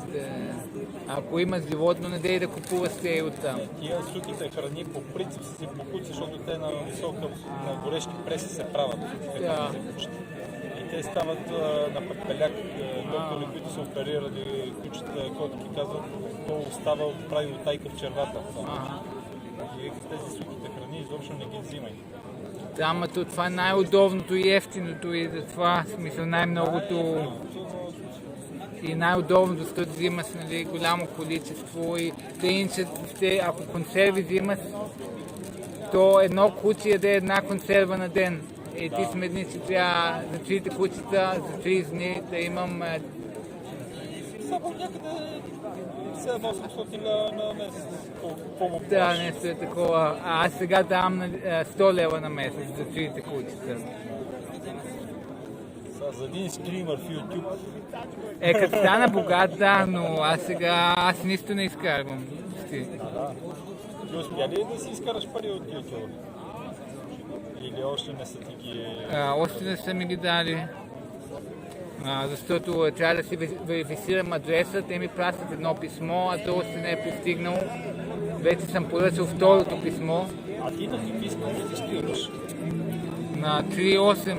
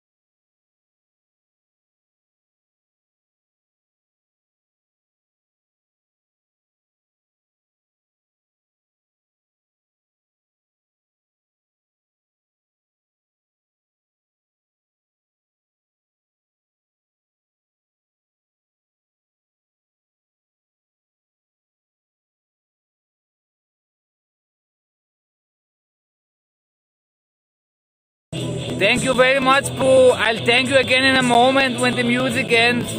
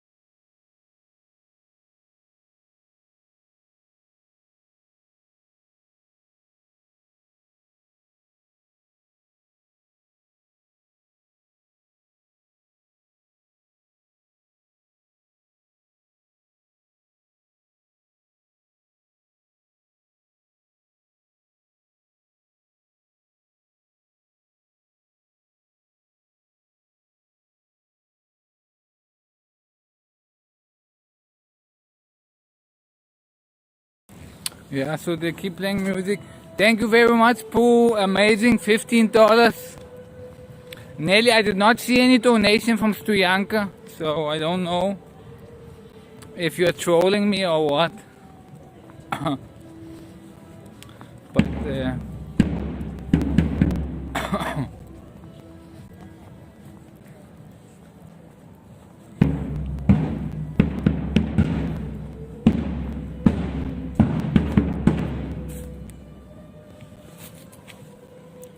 let's move a little bit more.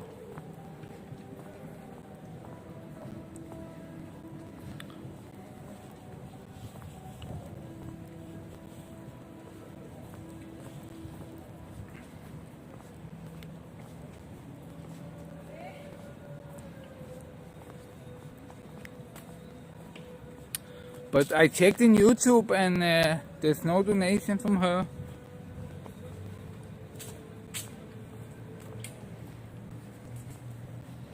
That's pretty strange.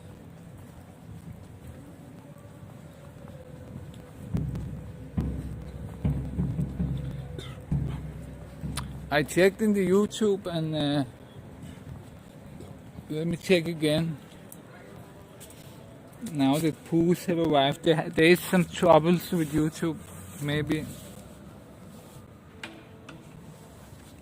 I checked the other place too, but I didn't see it.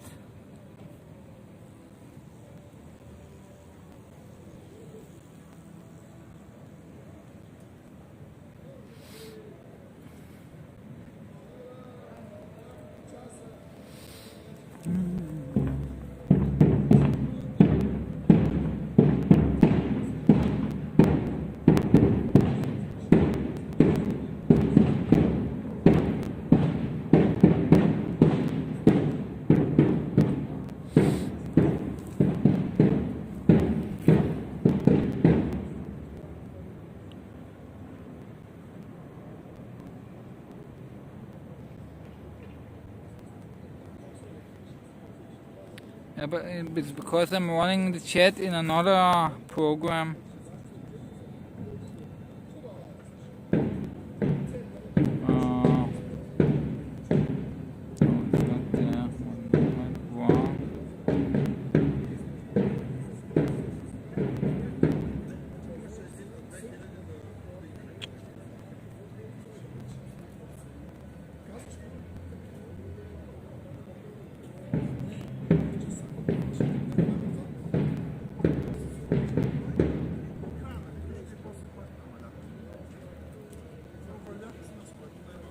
So I see the donation from Pooh, $15, but I don't see the. Maybe she became a member.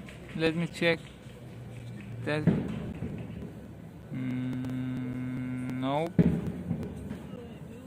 No, I don't have any donation from her. That's pretty strange.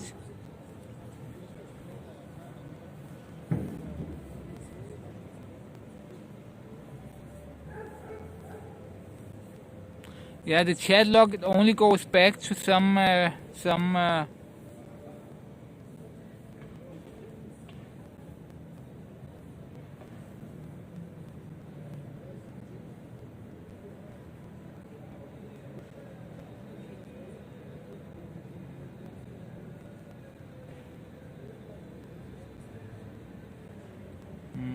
me see Streamlabs here.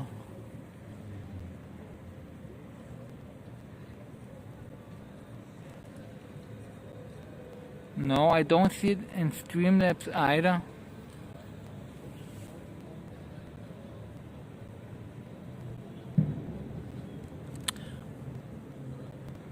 Was it with orange? Was it with orange text or was it with blue text when it came up on screen?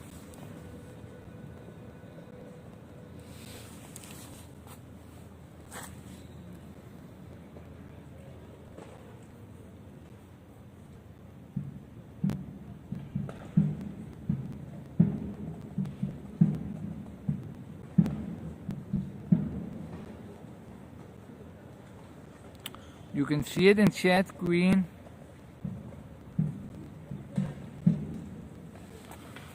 That's pretty strange.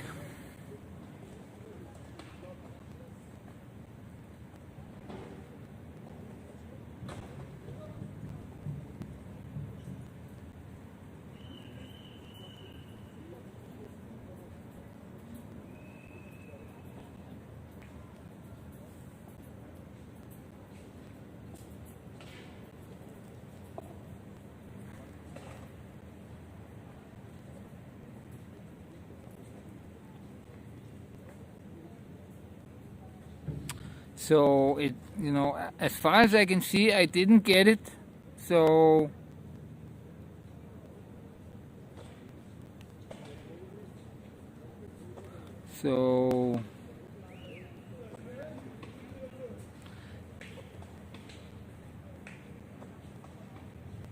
maybe when was it? Where were I? So I can check it afterwards. Was it right before I reached Most, or where was it? Can you remember where it was, so I can check it afterwards and contact YouTube and ask them?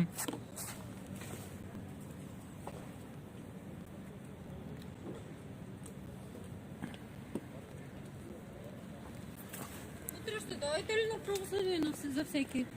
Ами, 6 часа пред ще се съдебната опитам, да. Не знам дали толкова рано ще мога, но ще се опитам. И към коя медия или? YouTube канал. Аз в YouTube излъчвам. YouTube? Да. Аз съм към USA Today. USA Today си ти? Каква беше тая медия? Ами, за щатите. Ага. Аз в YouTube имам канал Crazy Bulgarian. Там си правите, там качвате видеота и Да, материали. той е на живо. Аз също към USA Today, за да ги види Тръмп, и към Европейския съд по правата на човека. Ага. Ма те Европа са с Бойко. То те да видят и да не видят, те са плътно с него. И... Не са толкова. Щом съдят Мария Габриел в Брюксел за корупция, значи...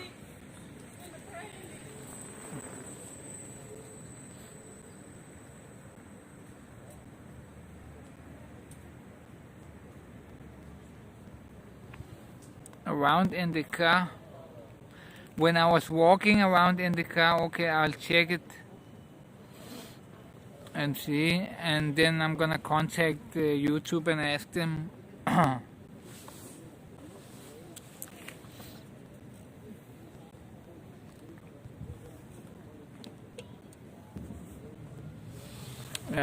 There might be something that maybe it didn't went through, maybe her card blocked it or something, but then it shouldn't go through, so I don't know what happened. Could be there was some error with her card, and it went through, but it got blocked or something like that. I don't know. But I'll see, I'll find it, and then I'll contact YouTube and ask them. YouTube now scamming me, huh? Stealing my donations.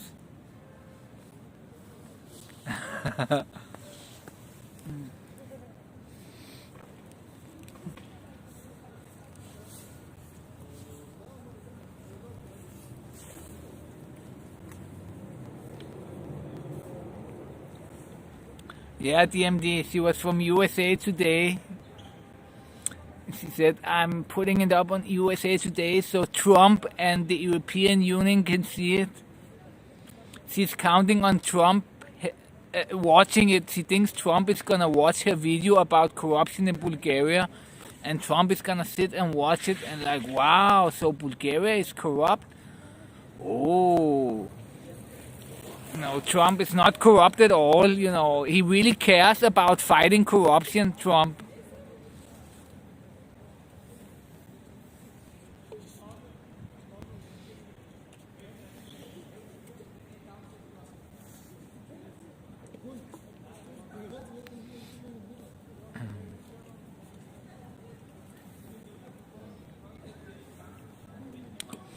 Trump, how many public officials do you think that Trump has paid off through his life to be able to build all these buildings? To build, you usually have to pay off somebody to get approved, to get your architecture approved quicker and things like that. Trump, he has paid off so many officials probably through his life. And you think he's gonna care about a little bit corruption in little Bulgaria? People, they have this thing here in Bulgaria, from this song, Ciao, Sviatnigle, da. I don't remember exactly, but they think, that the whole world is watching Bulgaria. Nobody cares about Bulgaria, Nobody is watching. Nobody. They don't even want to hear it, We are a little country with 7 million people. We don't really matter internationally, We're just yes men, We just whatever the big powers say, we just say yes, okay. We don't really matter in any sense, It's the same also with Denmark, actually. They also think that they are very important, but Denmark, nobody really cares, what they say, what they have to say.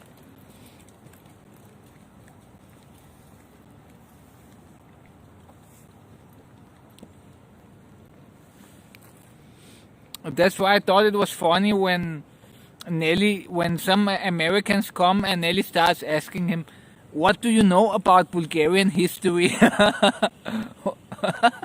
They don't even know Europe, they don't even know anything about Europe, and he starts asking them about Bulgarian history, like they care.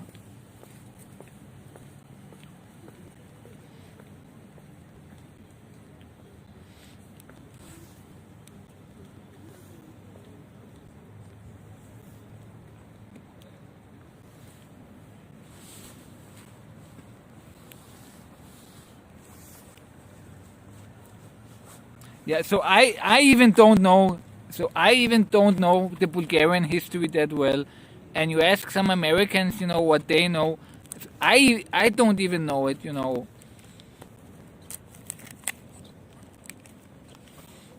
Because I grew up in Denmark, In Denmark, we have never, in school, we have never learned anything about Bulgaria. I don't even think that Bulgaria was ever mentioned on the map, We have learned geography, but they have never even mentioned. I don't remember one time in school that Bulgaria was mentioned. I don't remember one single time in school that Bulgaria was mentioned. So think about that, guys. When you live here, you see the country, we have this big history. But really on the international scene, we have not made any impact at all, So that's something to think about.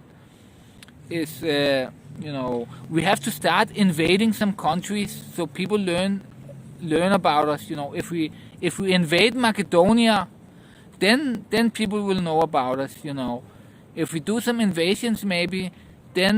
But generally, people know Armenia a little bit now. There are conflicts there.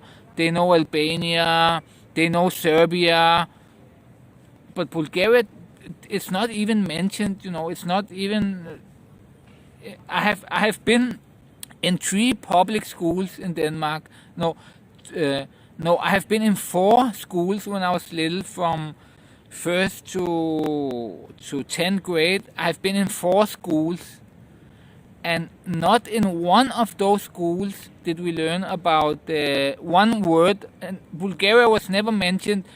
And in one of the schools, our geography teacher was Polish. And he told us the most important thing is you have to know where Poland is. So we learned about Poland there because he was Polish. But not one word have I ever heard in school about Bulgaria. Never one word.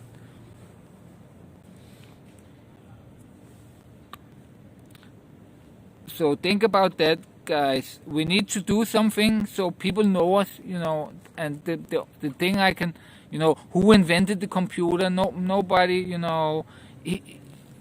He's credited internationally. If you ask who invented the computer, it's an American, John Atanasov. He's American. Nobody is even gonna say that he's Bulgarian.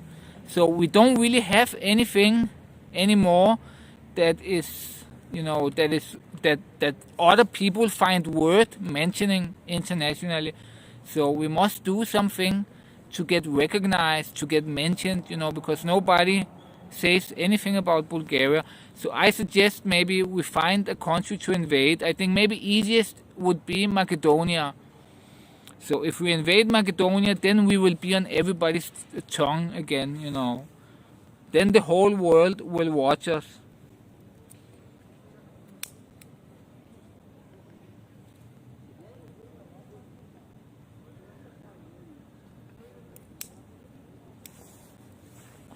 Yeah, Pooh. So history has been changed so many times, and it's being changed constantly. People think that history is a fact, and history is not changed.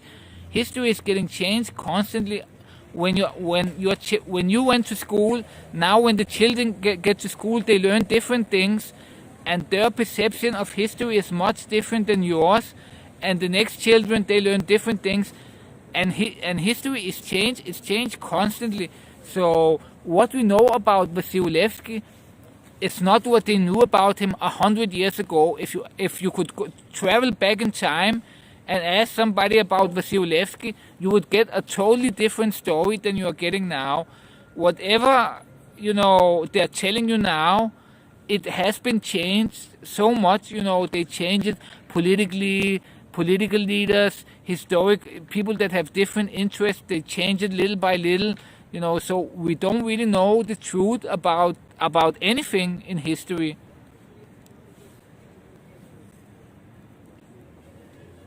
Yeah, I am going tomorrow, Nikolai.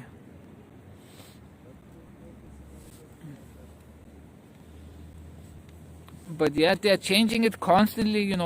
People think that you can look up in a history book and learn it. You cannot. It's changed. It's changed so many times. History. So now they're changing. With the Ottoman Empire, they're changing some of the things. They changed already with the communism. Until a couple of years ago, the communists, they were our liberators. And now it's being changed. They were our occupiers. And in 20 years, nobody will know that they ever saved us. Slowly they will have changed it. When a couple of generations passed, then it will be over. Then the Soviets, they will just hard be our oppressors.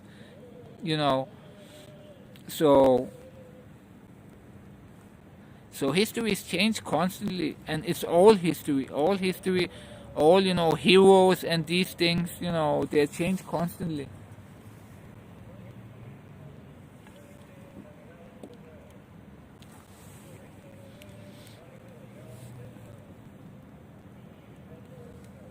And I was in the weapon museum. I think it was in the army museum, where they have the old Soviet tanks and things like that.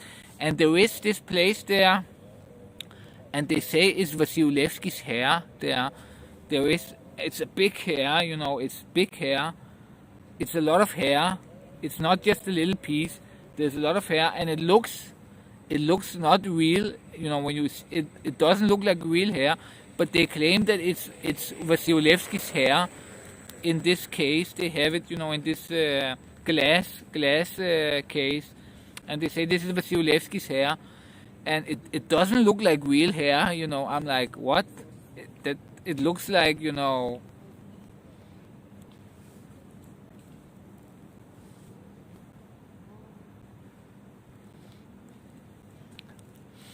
and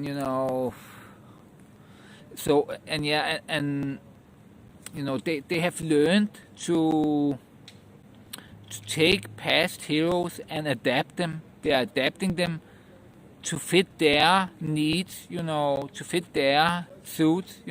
Maybe, as you say, Pooh, Vasilevsky was really fighting the Europeans, but they have learned to adapt him, not to remove him and say, he didn't exist, but they have changed him. So instead of fighting the Europeans, he only fought the Turks.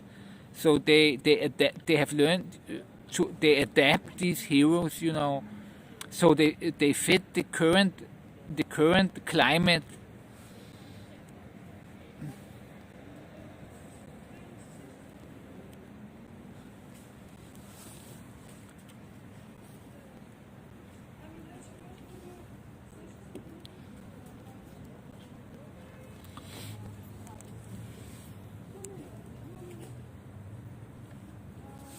Pooh says he was fighting the Europeans.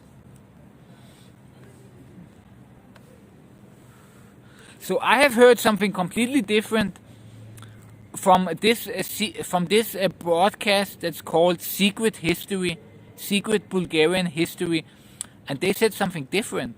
they said that the Bulgarians, they created the Ottoman Empire, and the first years it was run by Bulgarians, that Bulgarians was not invaded by the Ottomans, that we in fact created the Ottoman Empire, and we leaded the Ottoman Empire the first years of its existence.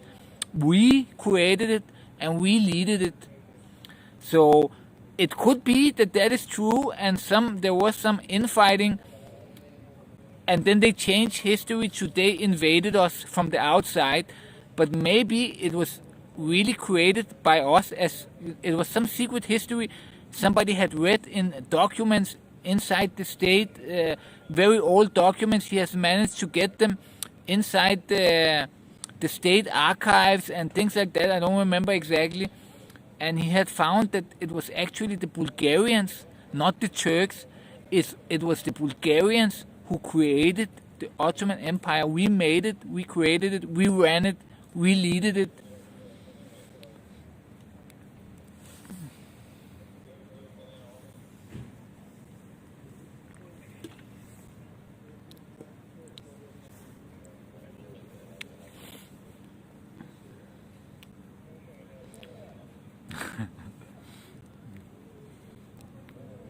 So we don't know, it's all changed. Everything you know about the Ottoman Empire, it's changed many times. Everything you know about Leski is changed many times.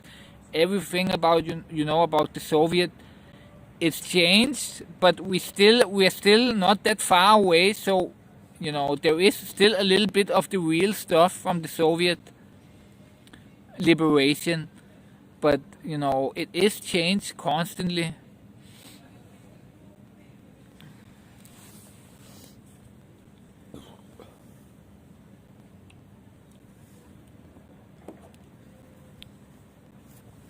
Well, you don't know DMD, you don't know anything, you just know what you learned in school, and what you learned by your parents who also learned it in school.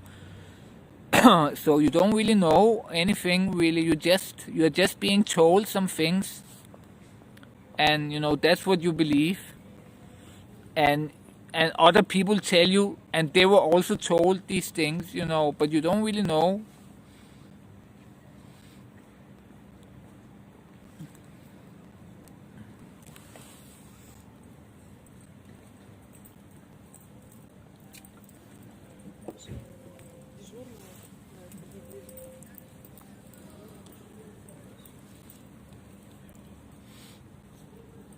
So, and we will never know, guys.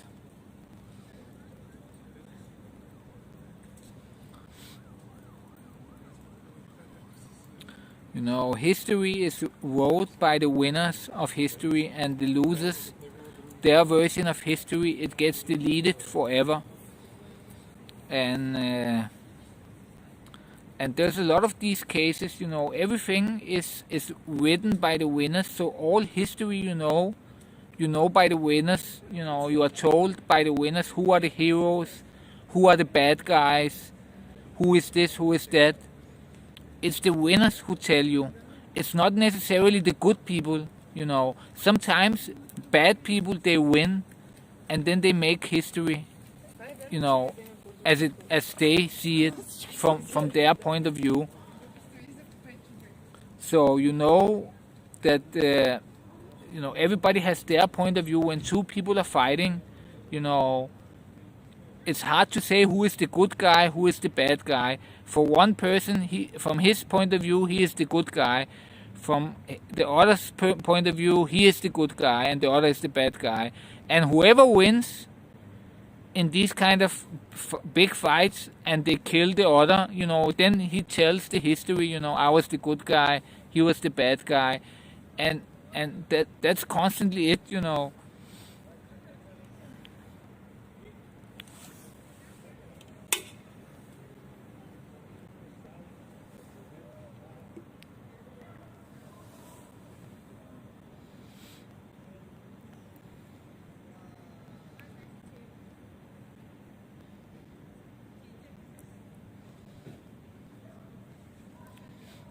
Yeah, so see, Pooh, he's older, and he has some of the lost information that has been changed and changed and changed through history. So look at what Pooh writes. He knows some things that you other guys, you don't know it. You are told other things, but he has this information from somewhere, But it's something that you are not gonna learn ever, unless you read the chat here. So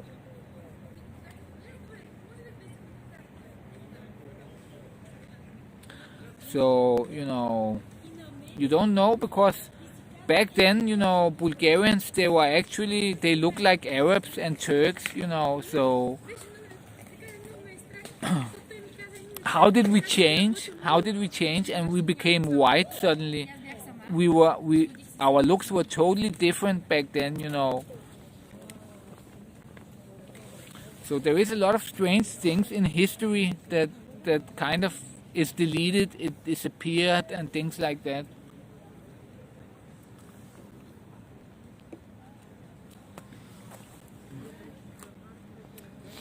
When you look at old pictures of Bulgarians, they look like Turks or like Arabs or things like that, Nelly, we were BLM, but suddenly we became white,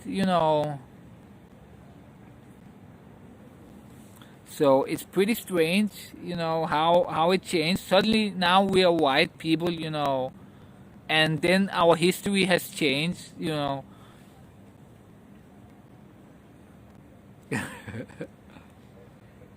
Yeah, but that's what I'm saying, Nelly. Was there ever a invasion? You don't really know. Were you there? Do you know if there was an invasion? Because, as I told you, some guy had read in the state archives from very back, from very old state archives.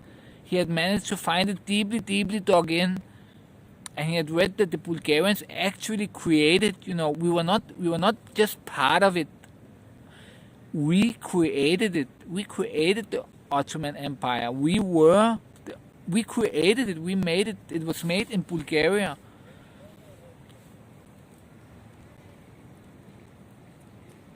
So if that is true, then we were part of the strongest empire for 500 years.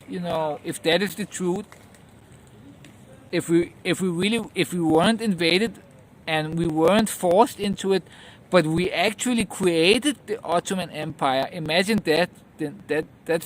That's also something that you want to keep from the Bulgarians, because that will reduce their greatness. We will have this slave mentality, and we were slaves for 500 years. We were so weak and things like that. When in fact we might have been super strong. We might have run the whole Ottoman Empire, and we were the bosses of the Ottoman Empire.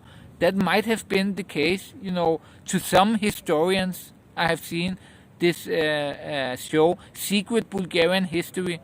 Don't know what it's called in Bulgarian, but the Secret Bulgarian History, and it was really interesting that this guy said all of this.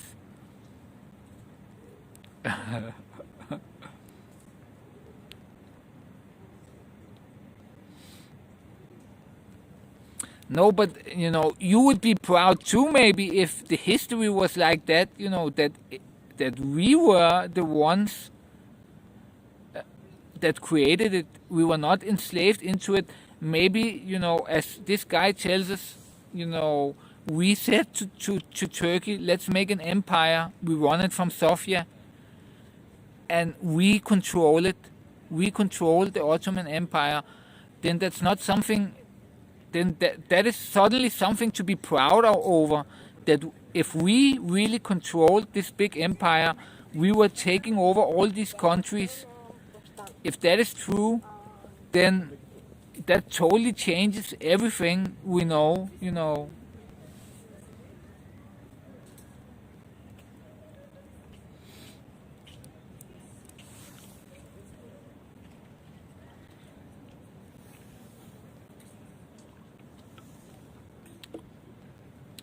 So maybe back then, Bulgaria was mainly Pomaks. Maybe that is the case, that we were the real Bulgarians who were Pomaks. I don't know. Just something I'm thinking right now. Maybe the people that lived here back then, were mainly Pomaks, were mostly Pomaks, and somehow that changed through history. Maybe that changed somewhere along the line, you know.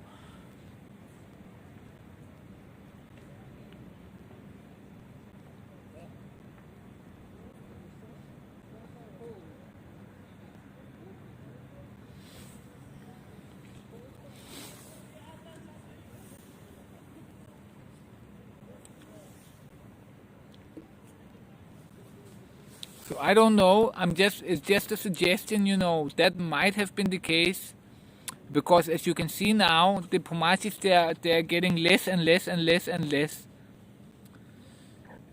But maybe once they were the big ones, and somehow we became more, or maybe some of them moved to Turkey after the empire fell. They moved to Turkey, a lot of them. Something like that, I don't know.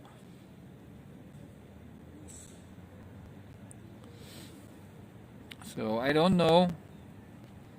You know, that's what they tell you at DMD. That's what they tell you, but you don't know the real history. As I'm telling you, you know, the history is written by the winners. What you know now, I can guarantee you one thing. Guarantee you one thing. The history you know, it's fake. It's 100% fake. Everything you know about history, it's fake. So I don't know what's real about the Ottoman or not, you know. But I know the history that you know, it's not real, you know. It's not objectively real. It's real according to the winners. But objectively, you know, if you could see it from above, like God, if you were there and watching it, you would have had other views on the history. Yeah, maybe we're part of the Sumerians, you know. So look at me, I'm half Arab and I'm half Bulgarian, and I became white, you know. So what do you say to that? You know, I don't look like an Arab. I'm more white than many Bulgarians, you know. I'm more white than most Bulgarians probably, and I'm half Arab. So what's up with that, you know?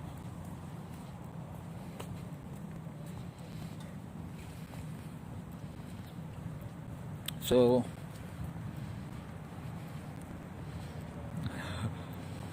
imagine, why am I so white if I'm half Arab? You know, why am I so white? You know, it only took one generation to make me white. It didn't go 10 generations. It was just a mix between Arab and Bulgarian, and I became white.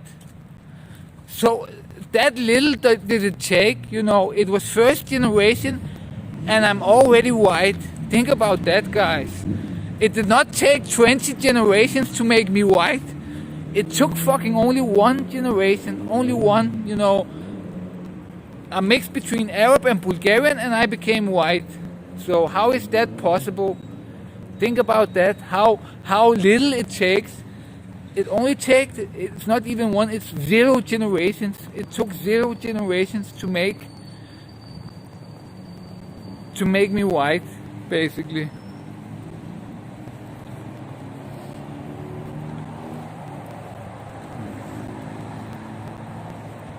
So how come only in 0 generations I became white? I did not become darker like the Arabs.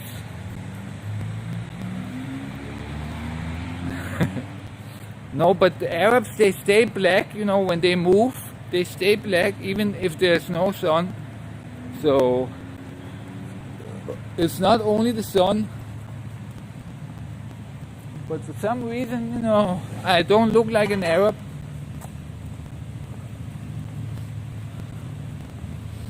So yeah, I have white privilege now.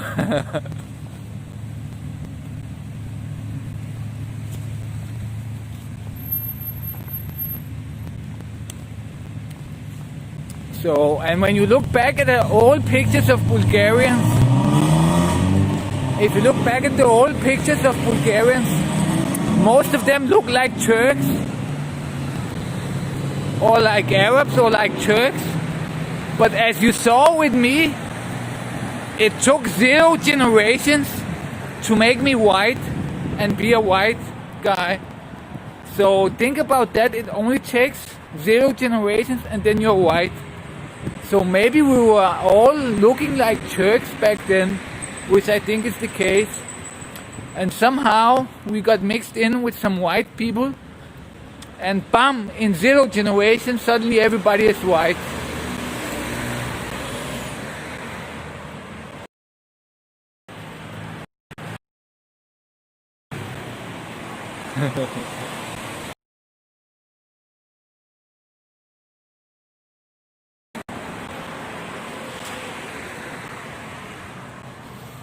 No, but they are not real pictures, Ultramind.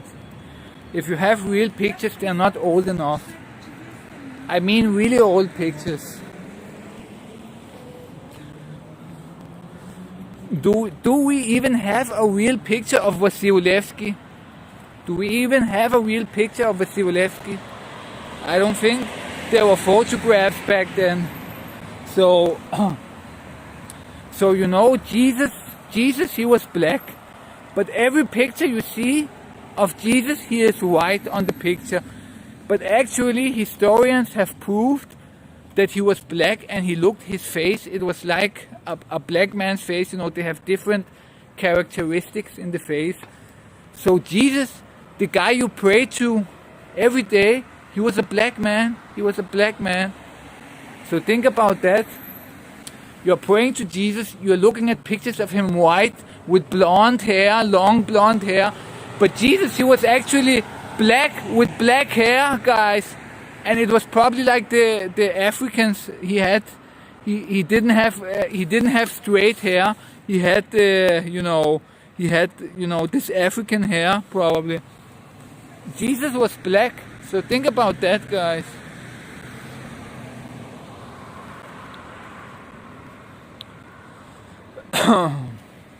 So look it up, Nelly. They have found, they have proved he is black, Jesus. And not only that he was black, his facial features, it was like a black man. So there were only, when Jesus was alive, there were only black men back then. There were only black men, there were no whites. Everybody was black. We were all black.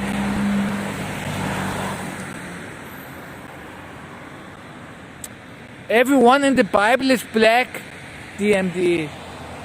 The history has been changed. There's no pictures from back then. The pictures that are drawn, they are not real. Jesus did not have blonde hair.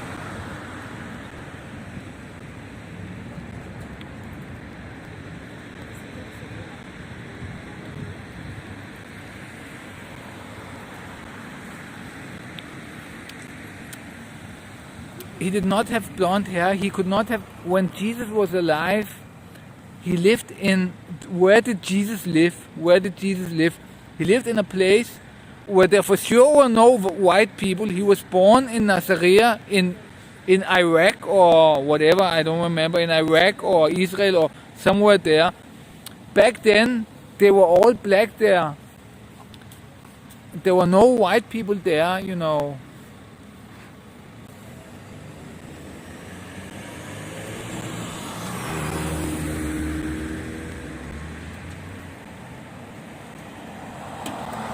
Nelly, what I'm telling you is that we are all black. We are all black. Jesus was black. All of us are black, actually. Maybe we are black, but our eyes perceive something different about some people. So maybe if an animal looks at us, it sees us all as black. Maybe we are really black, everybody. But you know, our eyes, it changes, you know, what we see, it's not actually what's there. So maybe the perception is changes us to white, but maybe we're actually still black, you know.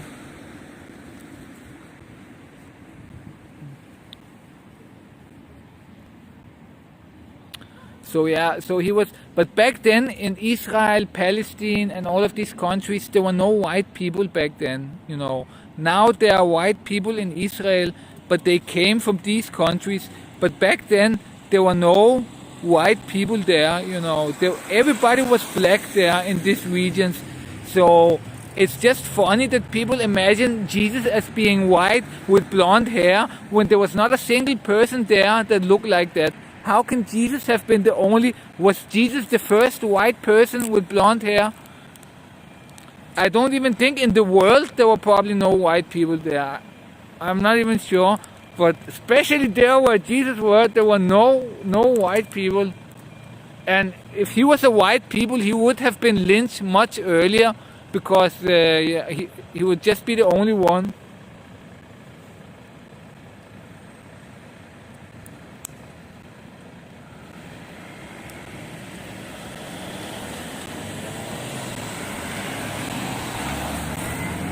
So guys, you must accept that you are all black, you know. Your ancestors was black, you know, so when you hate on somebody black, you are actually hating your grandmother or father. You are throwing hate on them. When you talk bad about black people, you are hating your ancestors, your own family. You are talking bad about your family because your family once were black, you know.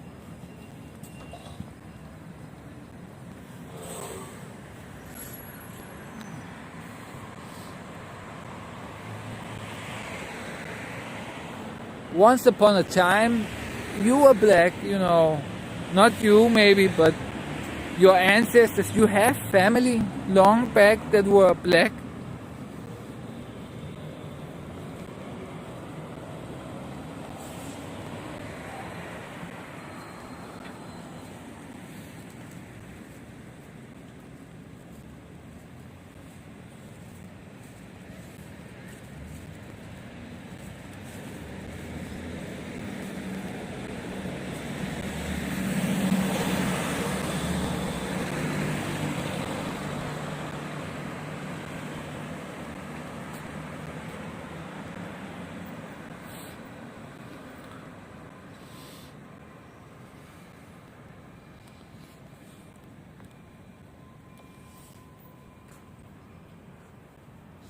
So Nelly, you are also black, you know, you are partly black. If you do a DNA test, you will see that you are some percent black.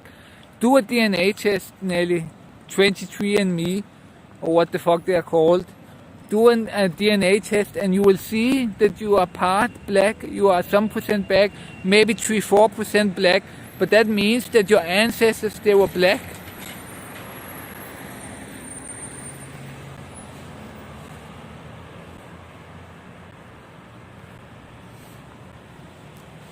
So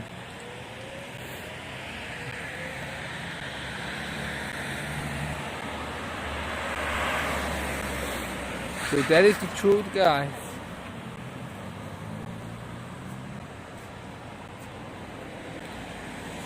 There is a couple of sites. Just write DNA test. I think one of them is 23andMe.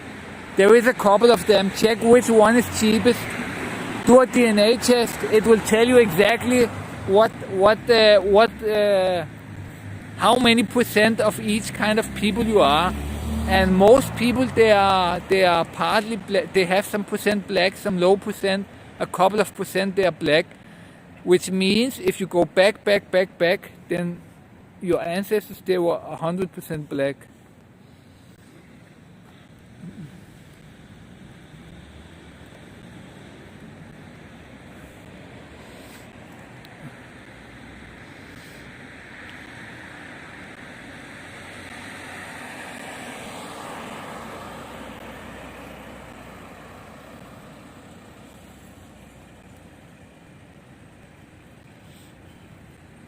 The reality is that once upon a time in Bulgaria, there were only black people here. You know, once upon a time we were black, or maybe not completely black, but close to black.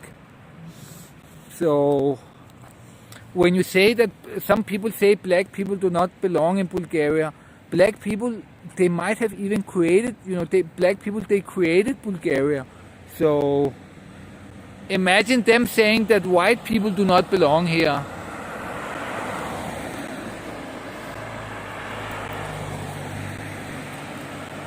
Some people say Bulgaria is not for blacks, but once upon a time, blacks created Bulgaria, so. And now there's these new people, the white people, and they say, that Bulgaria, we are white. No, once we were black, back then,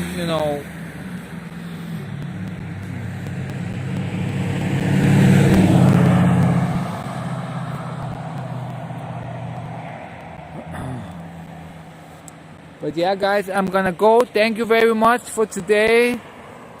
See you guys tomorrow. I'm gonna think if I'm gonna do a home stream. I'm not sure, but else I'm gonna see you